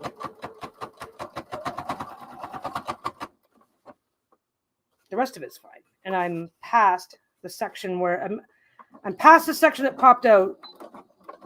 I don't know if you guys noticed though, is I still re-sewed it. I still re-sewed it from the front. I still re-sewed it from the front because I wanted to make sure that I wasn't making this part here too much thread and crap. Double check that those are lined up before you start your sewing. That was my mistake. That is what I did wrong. See, I was fine up here when I was paying attention. This is an easily avoidable problem just by making This problem is easy to avoid just by my problem is that I tend to go really close to this line. When you're putting on bias tape, come back a little further, because that way, if the bias tape has shifted and isn't perfectly lining up, you're not going to make the mistake that I just made. So double check before you start, which was the mistake I made, and give yourself a slightly more generous than normal seam allowance as you're sewing this stuff down, and you will avoid that mistake. Hey, Moira, are you off work early? I thought you weren't home till 4:30. Look at me not being creepy. Oh my God, you're home. What's going on? We are making a quick little tabard today because Samantha needs it for a project she's working. Needs the basic tips for a project she's working on. And I had nothing to show you guys. Nothing to show you guys. I'm ironing. My world is all about ironing yesterday and today. So I can be ready. I've got to put interfacing on so I can do 2 pocket bags, which means standing in front of the sewing machine and sweating. Where'd my thing go? Oh, there. Standing in front of the sewing machine, the ironing board while I iron and bitch about how hot it is not. Oh, 6:30 in Ontario. Oh, okay. Anyway, so get your first couple of stitches on. We're going to do this correctly this time, okay? We're going to get the first couple of stitches on. And I'm going to fiddle and fart and get it as close as I can. I'm not going to be super lazy about it. So 1, 2, back up. Okay, so first couple of stitches are in. We're just going to line this up in this crease. And this time, I'm going to remember just to come back and just, because you can feel the bottom fabric. This is doubled up, right? This is doubled up. It's folded in half. So you can feel it through here. So you're just going to make sure that it's either even, and it's okay if the stuff in the bottom sticks out a little bit more, because then you'll catch it. What you're doing is you're making sure the stuff in the bottom is either lined up or slightly on this side, because if it's slightly on this side, you might miss it, which is what I did on the last round. Okay. And then, so my stitch leader keeps the foot higher, which means I'm not getting hung up on that bulk there. I've already done my back stitch, double checking again. This time I'm not doing it on purpose, but this time the other side, the bias tape is slightly onto this side, so I know I can't miss. And I'm double checking to make sure I feel it as I go. And again, clip it, pin it, do whatever makes you comfortable. This one is coming all the way from front to back, right up, because I've only got the shoulder hole on one side, right?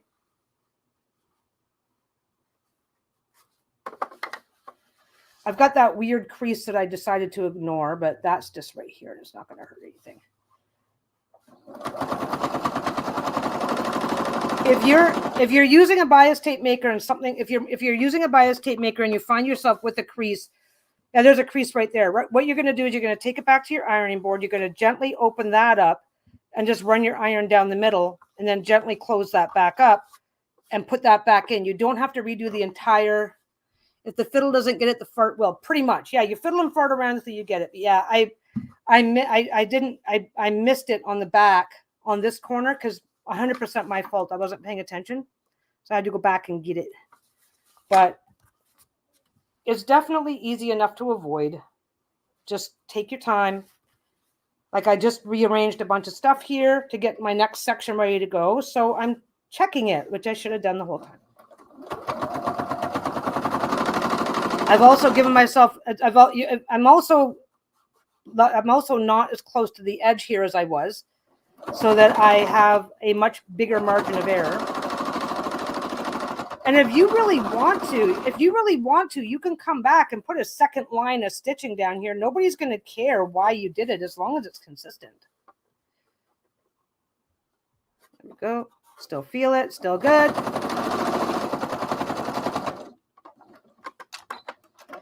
There's a type of a tabard apron that is really popular. I don't want to say universally popular, but there's a type of apron that has a front and a back that a lot of people wear. And so I'm doing this, trying to keep that in mind as a possible thing. But this is for, Samantha had a question for me. and I realized I had nothing. I wasn't even sure if I was going to come live until I haven't even got a topic for Friday. I haven't even thought about that yet.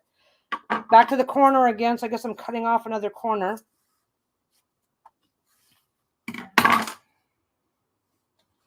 I'm almost done. Oh, I have extra. I might have enough to finish the whole thing.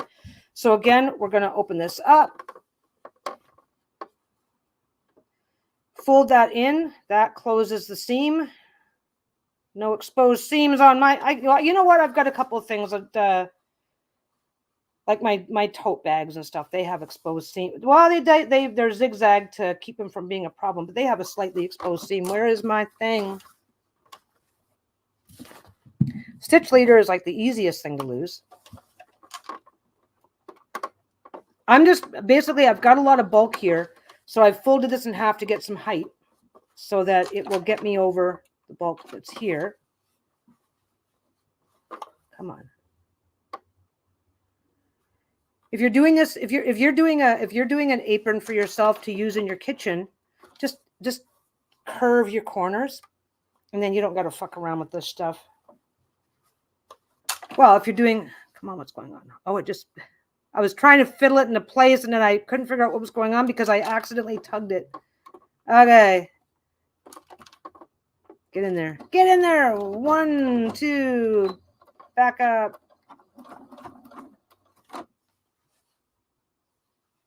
Okay. I know there's a fancy way to go around corners, and I'm just not. I am just trying to close this seam, which you kind of have to do. Okay, if you are doing, like I said from the beginning, Atlantis Friday's topic, we could do Atlantis. We could do Atlantis. Have I told you guys about the Eye of the Sahara yet? Have we talked about the Eye of the Sahara? The Reichat structure? Have we talked about that? Because if we haven't, then yeah, we can do Atlantis.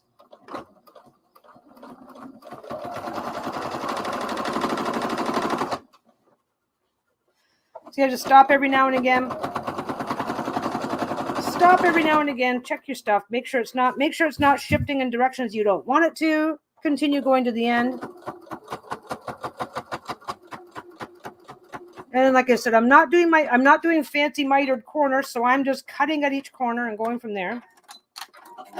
We have to do the neck as well. The neck is the last. I'm almost done. I am almost done. Cut that, go like that. Well, I'm kind of almost done. Jesus Christ, I double checked that. I did. I double checked that. This is a cost of doing business sometimes. Clipping and pinning will help with that. I double checked that, so I don't know if it popped and I just didn't see it or what. Okay, you get it. See how it's climbing up on itself? Putting that behind it even when it's not sewn in will help keep it. Oh, come on, yeah, fucker.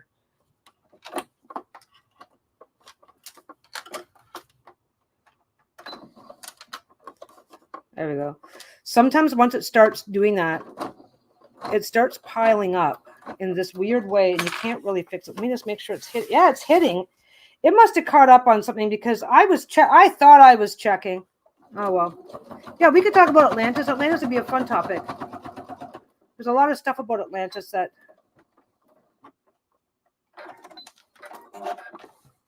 Yeah. This was just escaping somehow. I am too lazy to use pins even on a good day, so this is definitely a do as I say and not as I do. But don't be afraid to get pins and stuff in there to make sure that it's not going to shift on you. Another thing that you can do. We'll do this. We'll do it this way for the last one. Okay. I'll show you my trick for the last one. If you're just the last one's nice and short, so we'll do it if you're not. Now maybe I won't. I'll tell you about it because I don't want to take forever. What you can do is get this in place, right? Man, I'll do it. It's only not even 4 o'clock yet. So you get this one in place and you pin it, right? I'll tell you right now, you need really, you'll clip it. I don't know if you remember me saying early on, but batik has a much tighter weave. So sometimes it can be, because I've got so many layers here, right?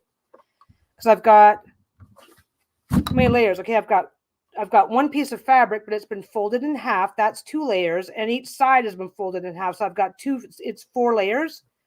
It's 4 layers of a much tighter weave being pinned into 4 other layers of a much tighter weave with 1 layer in the middle. That's 9. Going through 9 layers of a tighter weave fabric can be a pain in the ass, but I don't know that I would recommend. So then you get this piece here like this, right? And you're going, oh no. When I sew into the corners, they hang up on me and I don't know what to do, right? So you can just start here in the middle. Start here in the middle. And because when you're sewing towards the when you're already sewing, I don't know how to describe this. When you're sewing towards this, this is already pushing out the back.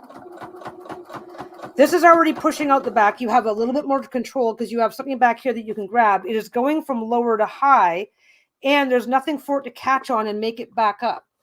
There's nothing for this to catch on. It's nice and smooth. It's already going in the right direction. So then it's easier for you to go, okay, where is everything? Everything's where I want it to be.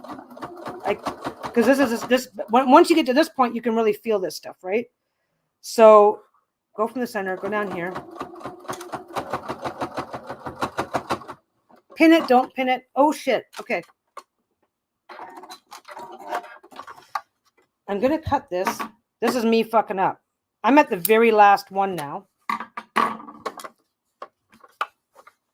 I fucked up because I got distracted showing you guys a trick. Okay, when you get to the very end here,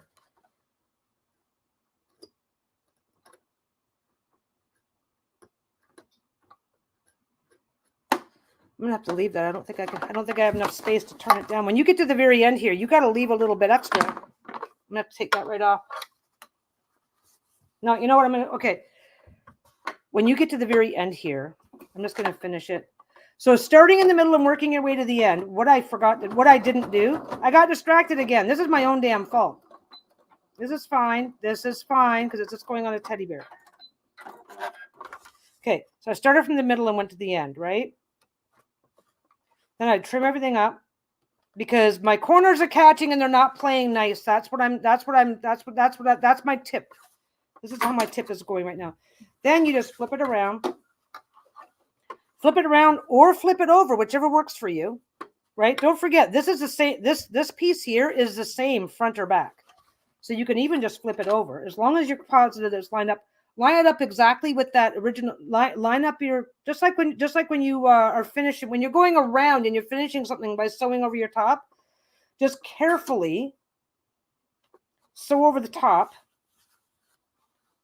Make sure everything is lined up the way you want it. Carefully sew over the top. Because when you're starting to sew, when you're trying to sew from here forward, shit can get hung up.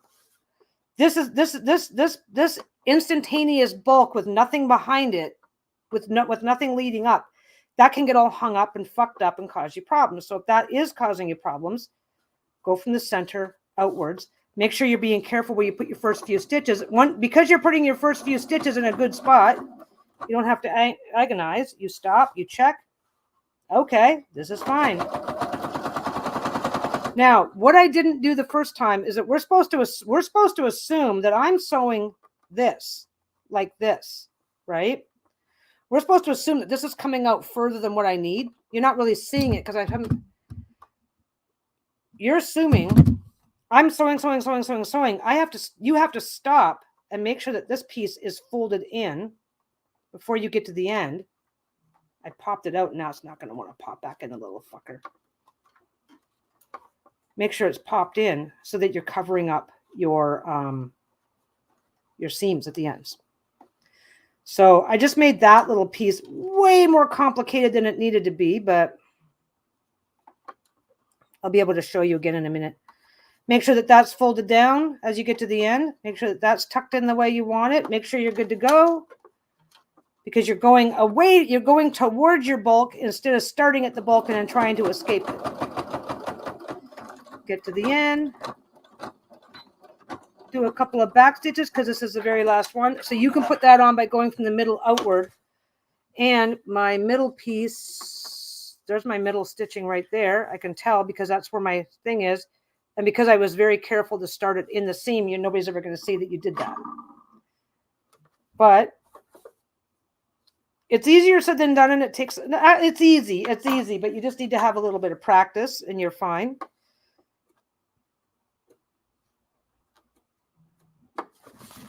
Okay, so we're done. What are we done with? Okay, next one, last piece. We have to go, which I'll be able to show you that other thing. I think I missed it. What are you making? I am making a tabard. I am making a tabard for my friend here. I'm making a tabard for my friend here because Samantha asked for some tips about making a tabard. I am doing 2 pocket bags today, so all I'm doing is ironing the shit out of everything. I'm using batik, which has no right or wrong side, so it doesn't really matter, but it's going to go on. But when I measured my guy, I found out that the front side is the short side for him, and it's going to go on like that. It's going to go on like that. So he's got my non-medieval dragon has a non-medieval tabard to wear, and now he's got a tabard.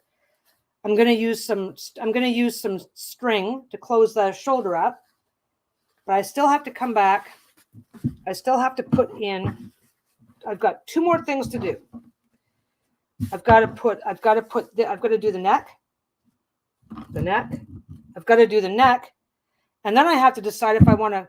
A tabard, okay, a medieval tabard is that thing that they wear that's kind of like a poncho but narrow, and you have your coat of arms or stuff like that on the front to kind of declare who you're fighting for, that sort of thing. A tabard apron is a type of apron that goes front and back. So this exact same idea you can use to make a tabard for Renaissance fairs, LARPing, and that sort of thing, or you can use it to do an actual apron. So it's got multi uses, but yeah, a tabard is actually really simple. It really is. It's what you want to do with it that determines whether or not it's complicated or not so complicated. So we're at the neck now. So I'll be able to show you how this closing shit happens. Come on, what you doing? So the neck, I'm going to start.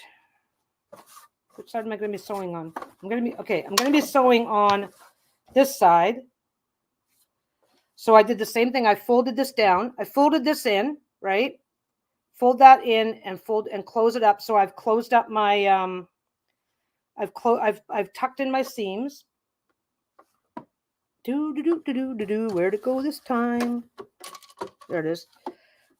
This little guy just keeps it ready to handle bulk so that I don't have to fight with it to get it started. Come on. Okay, there we go. So this is a little different. This is a little tiny bit different. So technically, once this is on, I'm done.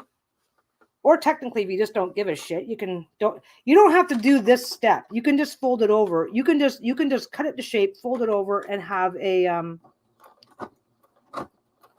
I have not worked with bias tape or done a for a while, so I had a couple of mistakes that happened, but it's no big deal. Easy to fix.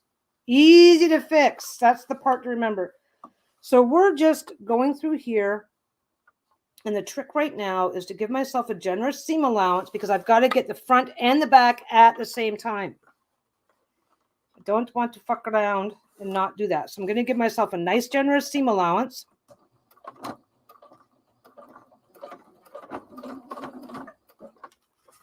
I'm actually on the wrong side, which doesn't matter. It doesn't matter. And for this, because I'm going in a half circle, I am stopping and adjusting a lot more often. And you can clip and pin and pin and clip and do whatever you need to do.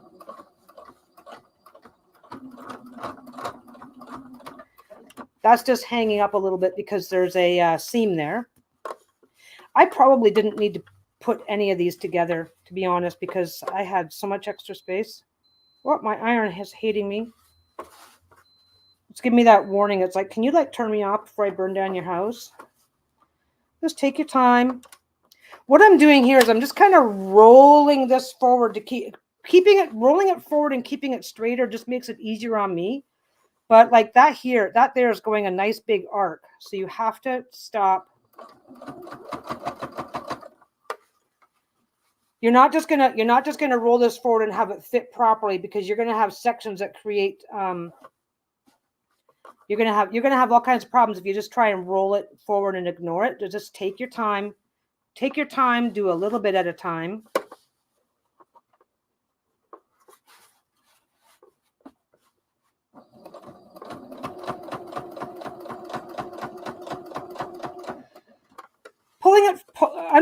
Unrolling it a little bit, like folding it outwards a little bit will make it a little bit easier for you, but you don't have to you're going to be stopping a lot more often with this corner. As you get the hang of it, because I don't work with bias tape, so that's just this is my cross to bear as it is. I don't usually work with the bias tape, so I'm a lot more slower and careful when I have to go around curves and stuff. But it's not hard. It's just takes your time. Take your time. Once you get, I've seen videos of people who do work with this kind of shit all the time, and they go, okay, brrr, put on your bias tape, and I'm like, the fuck? How'd you do that? What magic is this? So I'm just double checking. Pin, don't pin. That's a completely separate conversation.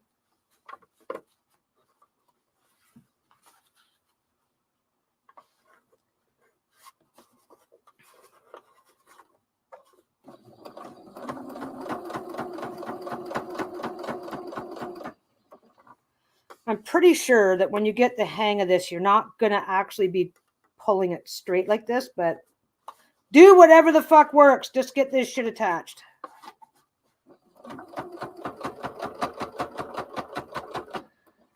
Whatever you're doing, though, this is the part that matters. This is the part that matters, I guess. No matter how much shifting and moving around you're doing, try not to pull. Pulling it stretches it, stretching it gets it out of shape. Getting it out of shape means it's going to look weird when it's done. This is probably going to look a little weird. Like I said, I'm out of practice. Two things. I'm out of practice on my bias tape game, and this really isn't a very big hole. This really isn't a very big section that I'm trying to cover up.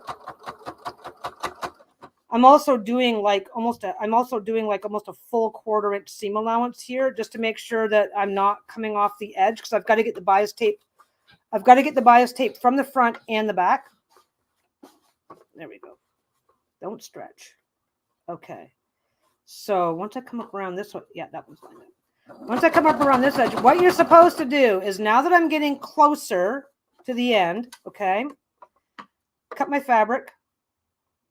Cut it extra long. Cut it as long. Do it a full inch. Do whatever you need to do for this last piece. I'm not going to be able to get the camera in very close. Take that last piece, right? Open it up light. Open it up. Fold it in. Close it back up. Fold it in until it's going to go. Pop that out of the way. I should have done it a little sooner, but I'm working on that curve, and I wanted to make sure the curve was going to match. Tuck that in. Yes, it's tedious. Deal with it. Okay. Tuck that in, and then get that lined up. Tuck it in as best you can. Try not to worry too much about life.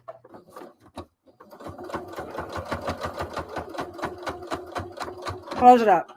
Oh, you hear that? That's all the extra layers, because I've got binding here too. Okay. Now let's go over here. Okay.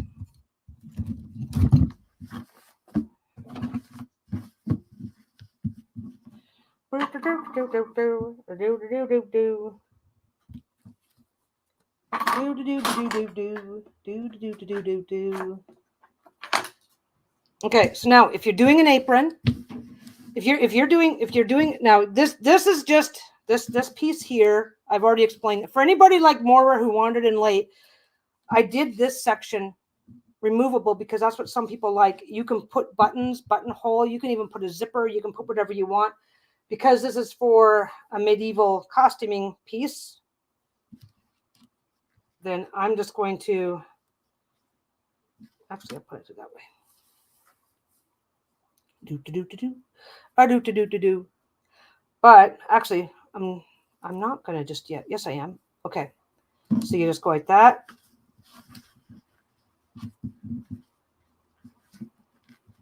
Like that. And and I've just double checked that my neck piece is on properly. My neck piece has no problem because look at the seam allowance I gave myself around the neck. I gave myself a nice wide seam allowance because what I can do is I can come back and I can do a second super narrow seam. Now that it's properly attached, I can do a second super narrow seam in front of it and have a double seam here so that this is held down here, right? And I don't have to worry about whether it hits the back or not. So that is something to keep in mind. That went really close to the hole I made. Come on. Come on. Come on.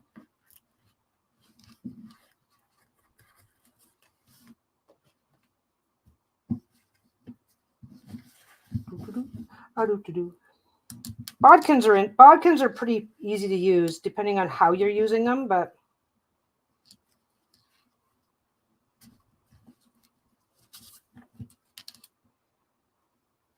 okay, for the purposes of this particular project, I didn't bother putting anything special at the shoulder. And don't forget, you can also use snaps, magnetic snaps, whatever works for you. You don't, this is just for the purpose of the Renaissance project that Samantha's doing hers for. So you do that.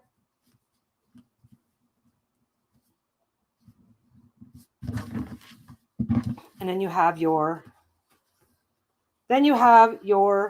tabard, and it's sized. This is sized because my dragon's got a big butt, and I should have put it on him. I'm not putting it on him yet because we've got another thing to do. So this is going on my dragon. It's going to go draping over it's going to drape over his tail at the back. It's going to drape over his tummy at the front. We're almost done. We're almost done. Are we almost done? I don't know if we're almost done. Okay. So I am going to swing back and put that extra seam. Actually, you know what? I'm not going to. So the next seam, because it's round, is going to be a little puffy. The smaller the neck hole, the more puffy it's going to be. And there's plenty of things you can do about it. This is just the cost of doing business, a bigger hole. And don't forget, this is batik, which is, I don't want to call it a stiffer fabric because once it's washed, batik is like really soft and nice, but this hasn't been washed. Okay, so that's a basic tabard. So now what you want to do? What do I got over there? I got a small piece over there. Okay.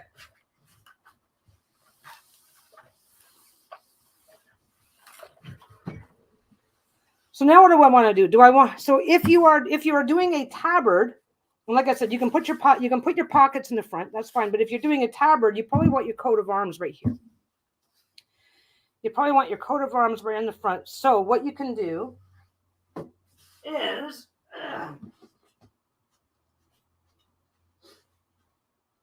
oh man, I got something in my face. Is that it? That's not. This will be look for my shit. I never got it open in advance. Oh, come on. Don't tell me I'm out. Look at that.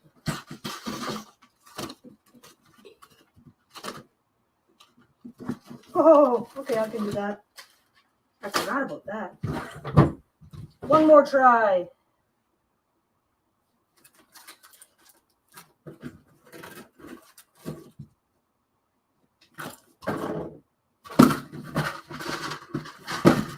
Okay.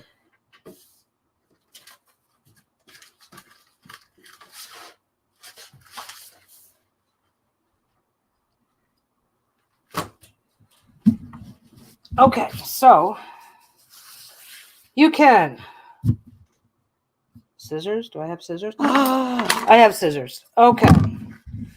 So for your coat of arms, that you want on your product on your thing.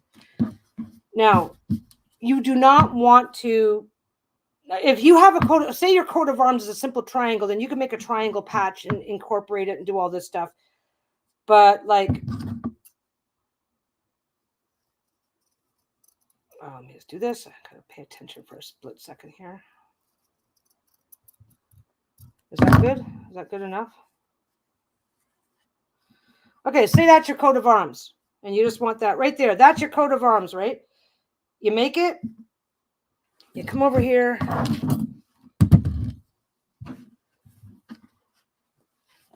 You can use 501 spray or temporary adhesives or whatever makes sense to you.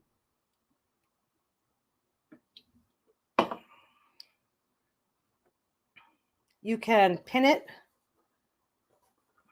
Ugh. Like I said, batik is a pain in the ass to pin sometimes because it's got oh, I can't. I gotta change my foot or I'm gonna wreck stuff. Where is it? Where's my good foot? Where's my good? Oh, where is my good foot? There it is. Okay. This is a straight stitching foot. And it's got a single little hole in the center. If I put a zigzag stitch on there, the first thing I'm going to do is smash my needle to pieces. Okay. Now, what do I want? I want that. That. I want to be a little generous because I'm not. Okay, so applique, which I don't know fuck all about. You line up the center of your foot along the edge. You pick a zigzag stitch. You actually normally make them very close together, but I'm just going to go in. I'm going to go with a wide apart zigzag stitch just to get one on, right? And you can put it on with a wide, you can put, okay, not a wide apart. It's a narrow zigzag stitch, but long in length, which is how you, if it's the zigzag width tells you how wide of a stitch it's going to be. The other stitch length tells you how much of a zigzag it's going to go, how far apart those stitches are going to be. So we're just putting on a simple one.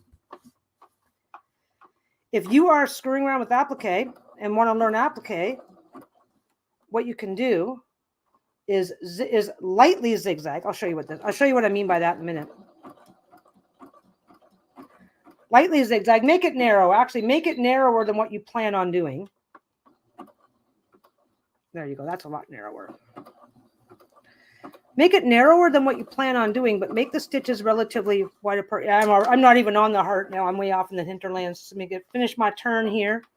There we go. You keep the exact center. If you have a center mark, on your foot, which I do, you keep that exactly on the edge of the project. I'm doing a really crappy job of my applique because I just want it on. I just want it on here, and I don't care if it looks good or not right now. Applique is where you come back with that really. There we go. That can go there. Applique is when you come back with that really heavy stitch all along the outside. But this is how you can put your thing down like this. Or you can just go, or you can just sew it on. I am not coming back to applique this at all. So I want my zigzag stitch to prevent, because it'll prevent fraying, even though I'm not doing applique on it. Okay. Generally speaking, you're gonna do a little bit more to turn your work.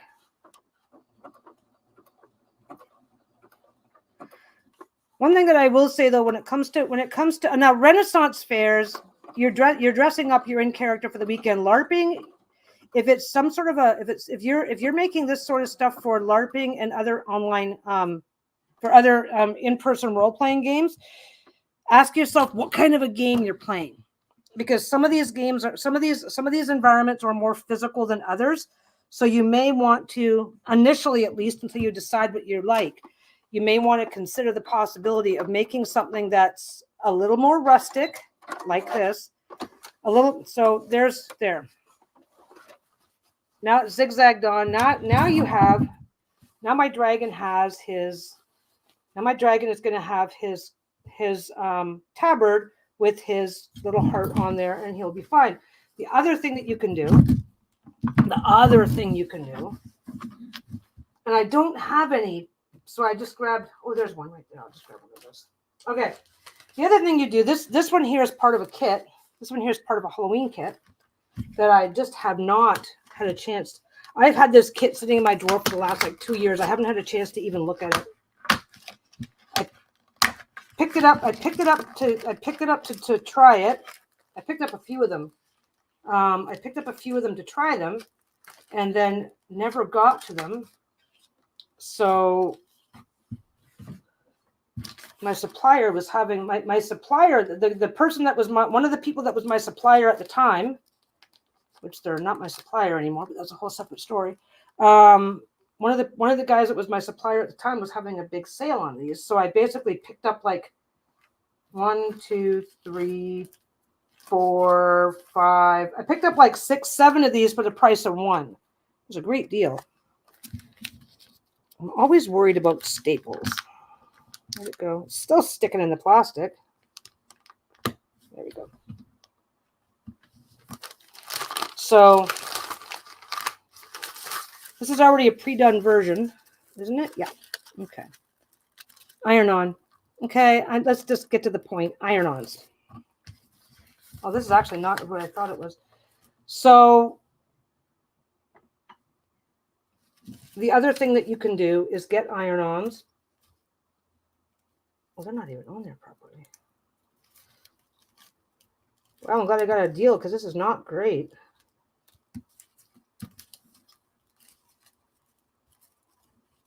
It's not great because he was doing these in-house and they should be coming off. So, okay, so iron-on is taking a piece of fabric, taking a piece of, basically you get a sheet of an adhesive, you leave the backing on. See this backing here? It's like a parchment. So the backing stays on. You put the backing stays, you have your backing, your adhesive, you iron on your fabric, and then you can cut out your stuff and do what you want. And then you end up with a piece of fabric that's got adhesive on the back. Do I have anything else that's fun on that one? That's just pumpkins and a cat. I don't think my dragon wants. I don't want to open up a bunch of these. I still do want to use these, but I have a feeling that I'm quietly happy I never got around to them. I am using this from a pre-done kit because I can't find my iron-on. I've got iron-on material that I could be doing this from scratch. That's what I'm trying to get at. Well, I could be doing one from scratch right now. Where did it go? There it goes. So you take off the backing. You put it there. Can I? Let me see. Oh, these are, what scissors are these? These are good scissors. Okay, I'm going to take that. I'm going to go from there to there. Cut that out. Okay.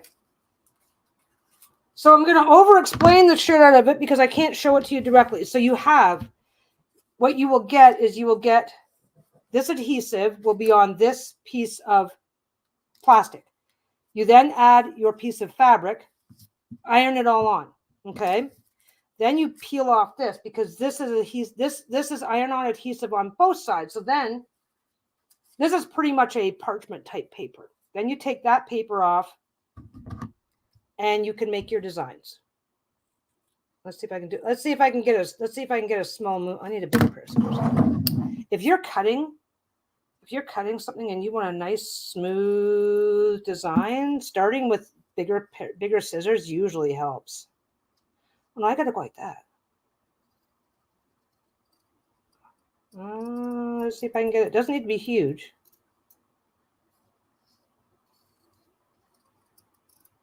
Okay, then you do your point. It is not going to look great, guys. Don't even have any expectations here. La la la la la la. So you're making an iron-on. It's make your own iron-ons. There. We got a shitty moon, a couple of stars. It's supposed to be a crescent moon, but no, it's not. It is not turning out at all. Let's just take those corners off. Let's just not use them. Oh no, let's just take that one. Let's take that one. Let's turn that one into it. Let's turn this one into a crescent moon. No, let's not do the moons. I am not do. I used to fuck around with that all the time because I used to. There's a paper plate thing. You can make paper plate masks for your kids. And my kids were really into dress up at the time. So they were constantly asking me to make them masks out of paper plates. And I actually got like really good at it. It's like, I don't know. It's one of those things. It's like one of those little incidental claims to fame. But I got so good at making the masks that them and my niece and my nephew got really into constantly asking me for masks. Anyway, do I have one with a moon on it? I'm going to take out a moon if I have a moon. This is a witch's moon. Look at that. Isn't that nice? But I will say, this is a witch with a spider web. This is another spider web. That's bats, pumpkins, more stars. I bought this for one Halloween. Oh yeah, and that's just a spider web with a spider.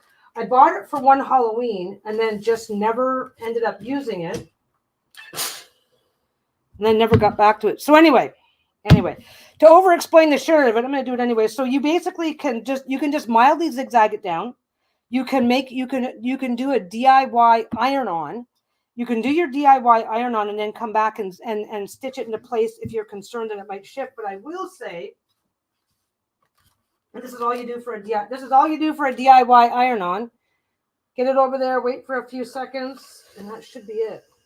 Unless this is, yeah, and then it's on. So there we go. There we go. There's my dragon. There's my little dragon's new coat of arms, coat of whatever that he wants that he has. Okay. I really, you know what it is? I really wish that I had the iron stuff handy, or that I'd thought to get it out. I know I've got some. Because I use it to make. Oh, the stuff I've got is pretty heavy though. Anyway, you can also you can just take a piece of fabric. You can just take a piece of fabric, do whatever. But like you can turn this into something, and then just fold it in, get your seams in there, and then just sew it on. You can do it. You can do whatever you want to make this happen. And for a tabard that is big enough for an actual human being, this is not very good because my dragon's got a massively huge head. This guy has such a massively huge head. That's why I opted for the cut. But if you're making one of these, if you're doing it like as a costume or something for a young person, a kid who may not be okay with the feeling of something being yanked over their head, that's why I did this. But most of the time, this is going to be big enough. So most of the time, for most tabards that you would think about making, the hole here is going to be big enough that it's just going to pop over your head. But anyway, let me just get this. Let me get this back on. I guess what I should do. What I'm going to do. I'm going to do 2 pieces of cord. I'm going to do 2 pieces of cord because if I ever have to take, I'm not going to string it and restring it if I ever take it back off again.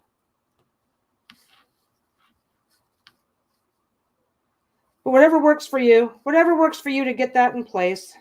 Come on, you can do it. You can do it. Anyway. Hey, it's almost perfect timing, I guess. Oh, I actually have news. Is anybody even still around? I actually have news. We had finally got all of the descriptions and write-ups finalized for the Sassy Dragon Tarot. So that, and the guys are, I'm not sure if they're starting paint. I'm not sure when they're going to start painting, but they're starting painting soon. There. Now I can just do two little ones. So that's happening. And I think Lisa and Dawn have got. I think something came up, so I think they're skipping their Baldur's Gate game tonight. I think that's what Lisa said. I can't remember. Anyway, I think they're skipping that tonight. And no, Sassy Dragon is the descriptions are done. There, There's my dragon. There's my dragon with his tabard. See, it's longer in the back because he's got a nice long tail. And it's short in the front because there's his lap. So he can wear his tabard and still. And by the way, this also, yeah, it's done. It's like, oh, we were just on a, we had a big chunk of it done. We had a big chunk of it done, but it was like we have to do it. Then we have to leave. Then we have to make sure that we're making time to swing back. And oh yeah, get open here. This is something else. This is a foot. This is a foot. If you ever get one of these kits, you'll get a sewing foot that looks like this. Because once you get that first fold done, you can actually run it through here and sew it onto your thing. I am so out of practice with that foot. I didn't even think to mention it. Yeah, the dragons are done, but we basically you get your stuff done, and because we wanted fun description. We wanted everything to be a fun description. Yeah, now you know what a tabard is without looking it up. But you know what this also is? That's a bib. You put like a pot. You put a pocket down at the bottom, but just don't seal. Let's turn it into a bib. I've got 10 minutes. Let's turn it into a bib. We'll show you how to turn this into a bib. So we've got this. We've got this tabard. We've got our little laces. Now the little laces, I don't know how I would do the laces otherwise, but we're going to turn this little guy into a. Generally speaking, you would add this. What I'm going to do, you would generally speaking add before you put in all of that stuff, but I don't fucking care. We'll see what we're going to do. We are. I don't need a big one. Oh, don't get near that. I am just going to do that. I am going to do that. I am going to trim it to fit. Okay.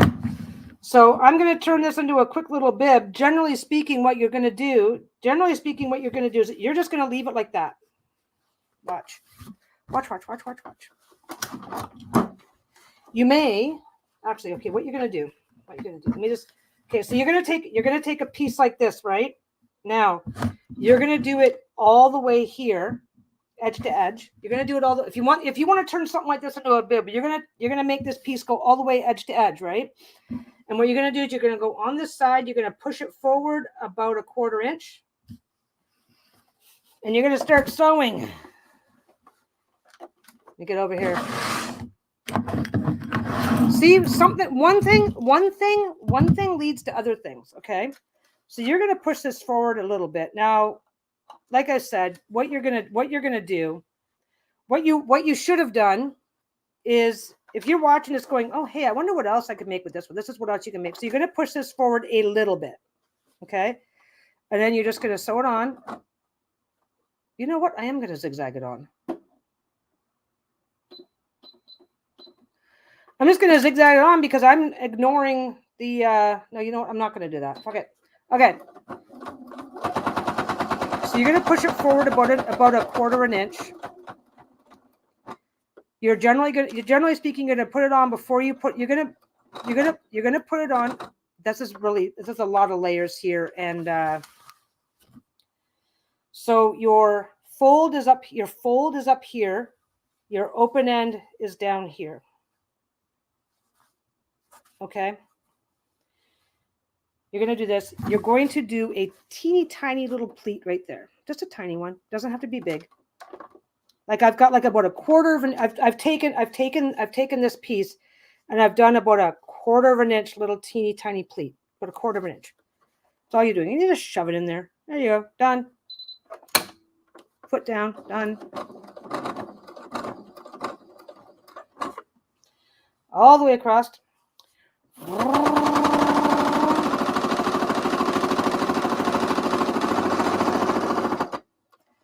Obviously you would now you're going to do a little teeny tiny pleat right there. Teeny tiny pleat. Teeny tiny. This is going to be a little bit off because I'm not measuring it, but that's okay because you're not going to notice.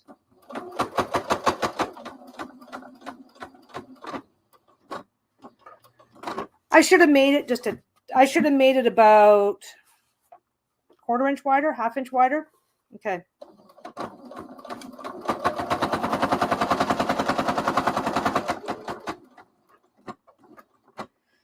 Exit, doop, doop.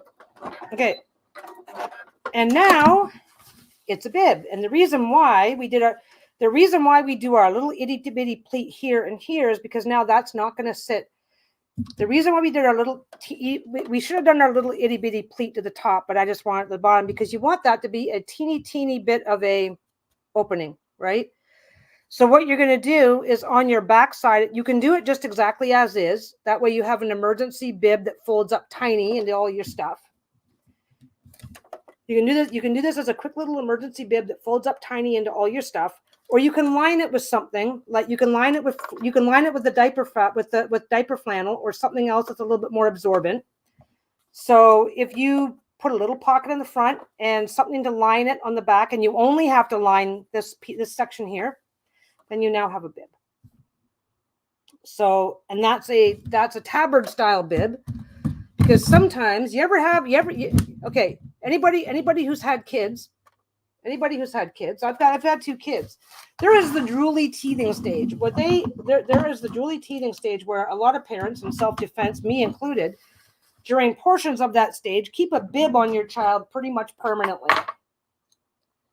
And a tabard style bib is a regular bib gets into everything. So you now have my cords are all out of place now because I was fucking around but now one more thing. But wait, there's more. I'm not going to do the one more thing. Here we go. We're going to get that back on there. I'm not doing the one more thing. But what you can also do is come in. I'm not going to do it, but I'm going to explain it, okay? You can come in here and you can go, okay, that's the front, that's the back. This is about where the armpits are, and you can put a tie in here.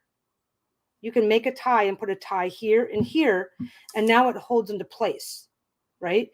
You either put a big long tie in the back so that you can pull it around to the front. I kind of skipped that part. Basically the medieval style tabards are going to have they need to be tied. You don't just drape it on and have it flopping to the wind. If you're wearing a tabard for LARPing or a medieval thing, you're either going to have a belt to hold this. You're either going to be wearing a belt to hold this down, or you're going to have some kind of a tie at the edge. So if you add a little food catcher and ties at the edge, you can drop this. If you make a small one like this, you can drop this on a child, hold it in place, because kids don't, you could use snaps too. Yeah, but wait, there's more. I would use, if I was doing this for a kid, this would be snaps instead of ties. And then there will be some ties going around the waist to hold it down so that Junior can be off and playing and drooling all over everything without any hassle. But you can, this with snaps instead of ties makes it a bib, especially if you've come along and lined it. And you already see where your line is. You just figure out where your halfway line is and just put diaper flannel in. Go once across there, sew it into place, put it all together. Maybe that's what I should do. Maybe that's what I should do next is a proper bib. But I haven't been in need. I have not been in need of a proper bib anywhere in my world for a very long time now. So I don't know how. Maybe I should just switch out and put snaps on this. It's not like I need. Well, I like the ties. But anyway, you can make it a bib. You can make it not a bib. Oh, and also, if you're making an apron, that's what you put on. Same as a bib, only you put one. You either put one line up the middle or two up each side for your pockets, and then you've got your apron pockets. So there's a lot of versatility. Once you get this base design done, there's a lot of versatility that can still make use for modern day items. But my dude now has his own bib because he looks like he's not all that old. I gotta figure out what I'm doing here with the ties though, because I'm pretty sure these ties are gonna fall out every time I try and put it on or off. let's get this on. Let's get this back on Junior here. I've got to hold the strings. Yeah, but I would just switch it. I would, instead of ties, I would do snaps. Instead of ties, I would do snaps. There we go. Tie that one on. Tie that one on. But yeah, if you guys have thoughts and ideas on things that you'd like to see in action, learn more about, or whatever, I realized last night as I was thinking, it's like, I've got all that batik. I should go ahead and do this. I should go ahead and do a quick little. It'll keep me busy for the afternoon, right? I should do this for Samantha, and go over this. And then I realized I've got a ton of batik. I've got a ton of batik that I'm not doing anything with. I will be, but I mean, I've already had it for a couple of years. I've got a ton of batik that I can afford to sacrifice. I mean, I don't need to make this, right? I've got a ton of batik that I can use to make fun little things. So it's like, I guess I'm kind of open to requests now. And if it's something that I can, I don't know that I can always say yes. If I've got the time and want to do a video and don't have, like I said, today's all about ironing. I'm going to be spending the rest of my evening ironing. And I'm not going to have a good time with that. I'm not going to be any good company to anybody by trying to do a video while I'm ironing. When ironing is, hey guys, 2.5 hours of ironing because it's the only thing I'm doing today. Yeah, anyway. So yeah, either snaps or ties here. Why couldn't you sew one end of the one side, so a separate ribbon for the other side? Yeah, I could do that. I cut holes. What I did was I cut holes. It's like, I don't want to fuck around with it any more than I already have. So now what do I do, right? It's like, it's not a big deal. This isn't working the way I want it to, but I'm not sure that I want to invest in fixing and changing it up. But no, that's a really good idea, Blue. So 2 ribbons on each end, and then you can just tie them together. If I was doing this as a bib, though, these would be snaps. This would be, if I was doing a bib, there would be snaps here. I just wanted to show this for anybody using it for LARPing. But if I was doing a bib or an apron, then these, if I did the neck hole this way, it would be snaps. And snaps here. Well, okay. This is for an apron. For an apron, you're either going to put 2 ties for an adult apron. You're either going to put 2 ties here, or you're going to put 1 tie in the back, bring it around, and tie it. Right? When you're doing role playing and Ren Faire and stuff like that, when they're doing role playing and Ren Faire and stuff like that, the tabard is usually loose on the sides and held in place with a belt, whatever belt or whatnot. So that's this is Ren Faire dragon. This is Ren Faire, and maybe he's a blacksmith or a cook dragon, right? But you could, but for an apron, I would. Yeah, snaps for bibs. Absolutely. There's no way I would use string of any kind to put together a bib. It would be snaps here and here. And for a bib, it would definitely have this at the shoulder. You know what? This is the kind of stuff, a blacksmith apron or a utility apron. This would make a great utility apron as well. Especially if you want to be able to keep your clothes clean at the same time. But yeah, I would do this. So for either more ties like this down on each side to hold it in place. If you're going for a costuming effect, but I would sew them down. I would definitely sew. I would sew one to each side.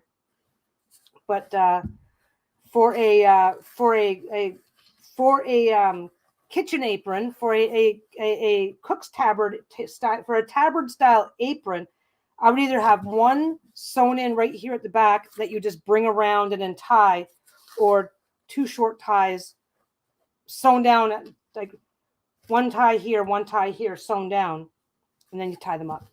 Yeah, so there you go. There he is. He's got his own tabard. He's got his little coat of arms. He's ready to go. There's my dragon. He's done. He's got stuff. But yeah, I mean, I don't know. I hope you guys can see what I mean, though, about, you know, I'm discussing several different options at once. So it takes a really, really long time. It's not actually, once you have to there's a certain degree of, how do I want this to look? But after that, it honestly takes infinitely more time to explain it than to just sit down and do it. Yeah, it's really cool.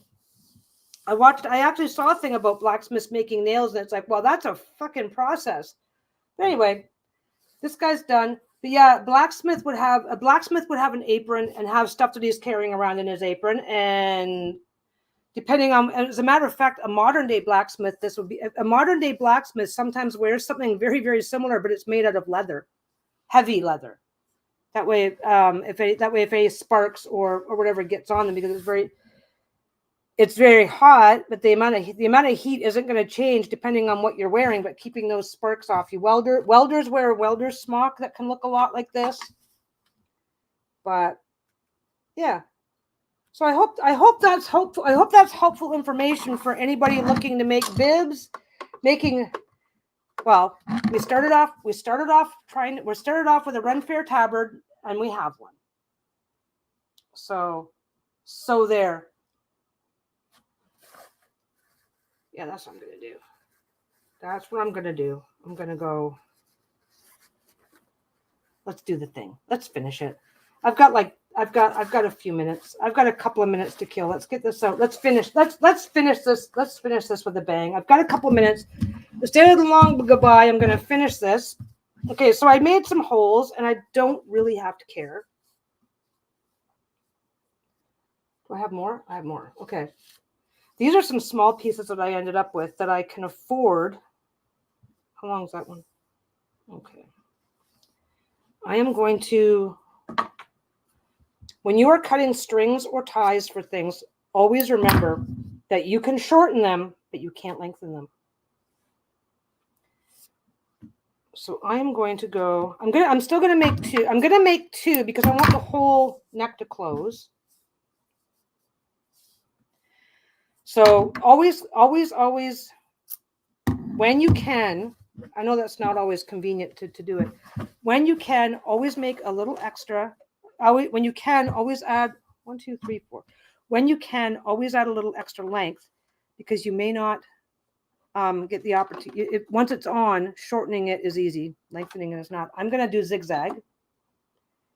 Get into there. Make that narrow.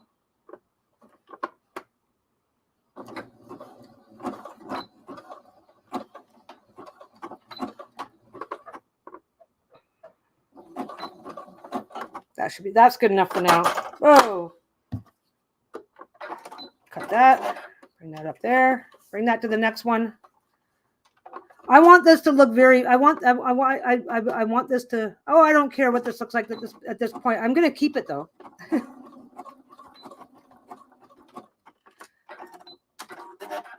Now for this type of cord, I zigzagged it on because this type of cord does have a tendency to fray at the ends, and I just didn't want to screw around with that. Now I get the other end in there. Make sure that if you're working with a batik or a fabric that's the same on both sides, double check and make sure you're not accidentally flipping it over and putting it on the wrong side. Yeah. Remind your kids when they want to cut a doll's hair, sure, but you can't change your mind to put it back. So you got to think about that. My one friend, she used to cut her doll's hair. Her dolls, oh my God, they had a shorter crew cut than anything I ever rocked. It was crazy. And then she would get upset because her dolls didn't have any hair. Maybe that's why I started liking crew cuts. It's like, oh, it doesn't look bad. I don't know. Okay. So, and again, for an actual, for a Ren Faire type LARPing type situation, if you have a situation, then this is fine. But yeah, Ren Fairs and stuff like that, they do not approve of, but double check your height and double check where you want this to go. I want this, if I put my tie in the middle here, it's probably not going to work for where it's going to land here. Line up your tie at the back with where you want it to end up in the front. Okay. And I'm just guesstimating it because I can. Whatever tie you choose to use, I'm not gonna do 2 from the sides. I'm just gonna do 1 from the back that wraps around once everything's on. Because I already know that works. But line it up. Line it up, check your measurements. I want it right about there. Find your center, flip it over. That should be good. Honestly, measure properly. Measure properly. Do not do what I do right now. Lay whatever string you're making. Lay whatever string or tie you're choosing to use. Lay it. Line up the middle of the tie with the middle of the back of the back. Make sure that it's at. That's about right. And I'm going to zigzag again.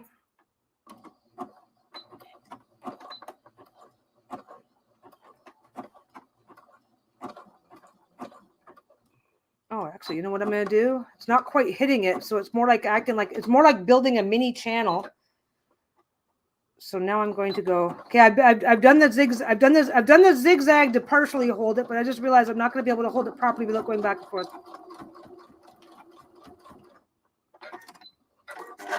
I'll trim threads later. So that's that. Obviously, I should be using threads with a better color match, but this is a better video match. There. Now I've got a proper. Now it's done right. Now it's done right. Okay, I'm going to put this on my dragon, and then I'm gonna put this on my dragon while I'm saying goodbye. But yeah, if you're doing this for kids or yourself, like, I mean, I don't know that I'd want to be tying this on. If I had some sort of an apron that had a neck piece, I think I'd want snaps for myself. This is for that medieval effect because they didn't have snaps or zippers back then, right? So that just ties on now because I've sewn that down. I'll probably shorten it, but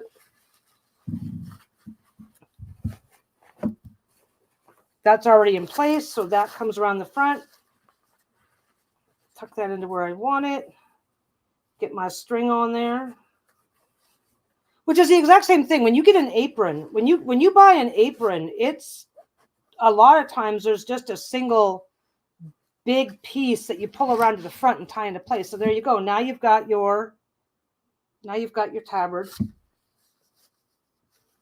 Imperfect though it is, I knew I wasn't going to make it. I knew I was not going to get a perfect tabard. Okay, it's perfectly imperfect. I knew I was not going to get a perfect tabard today because I haven't made one in a long time. And one of the cool things about tabards, one of the cool things about making something like this for Ren Fairs or LARPing is that they don't have to be perfect. That was something I was going to say, though, was that if you're doing it for LARPing, some people LARP for the role playing, live action role playing, right? But a lot of LARPs have an element of physicality. You're fighting a monster, you're doing this, you're doing that. Some LARPs are in very rustic settings. Like there's one that happens over on near Victoria here, and you're going out to the woods and there's nothing. There's not even electricity. You're sleeping in like these. I don't know what all they've got set up. I've only ever seen a few pictures, but I've heard about it. And that was years ago. That was before COVID. I don't even know if they're around anymore. So how much time, energy, and whatnot that you want to put into making a tabard for those purposes might determine just. If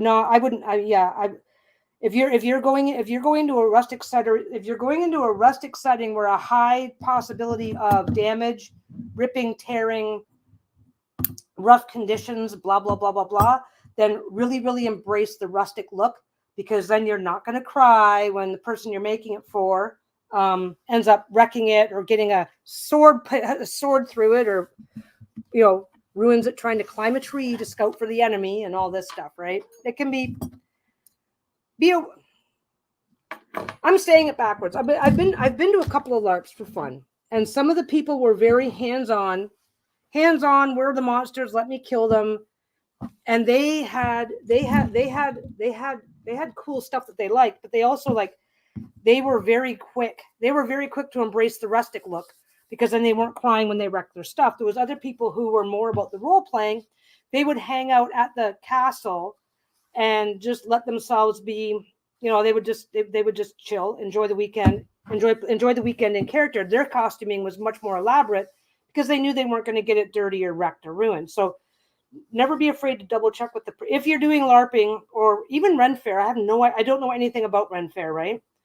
So never be afraid to check in with the person. If you're making this for somebody other than yourself, never be afraid to check in with the person you're making it for to confirm what they intend to do with it. Especially, okay, if they're paying you, sure.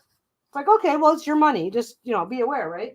But if you're doing this out of the kindness of your heart for friends and family, never be afraid to check in and say, hey, is this coming home in pieces? Because then I can use this material that's cheaper. I can use this technique that's quicker.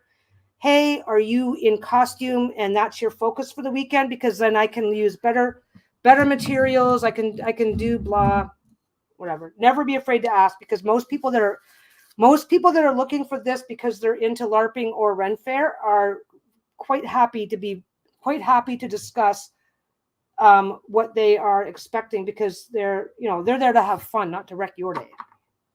Anyway, aprons and bibs, on the other hand, yeah, an apron can be whatever. A bib, just get a layer, either use a water resistant fabric or line the back with diaper fabric, and you're good to go. See that little pocket? That little pocket automatically puffs out the minute you sit down. So now you've got a kid that can drool they can drop their Cheerios all they want. Anyway, versatile. And now my time is up and I gotta go. So I will see you guys next time.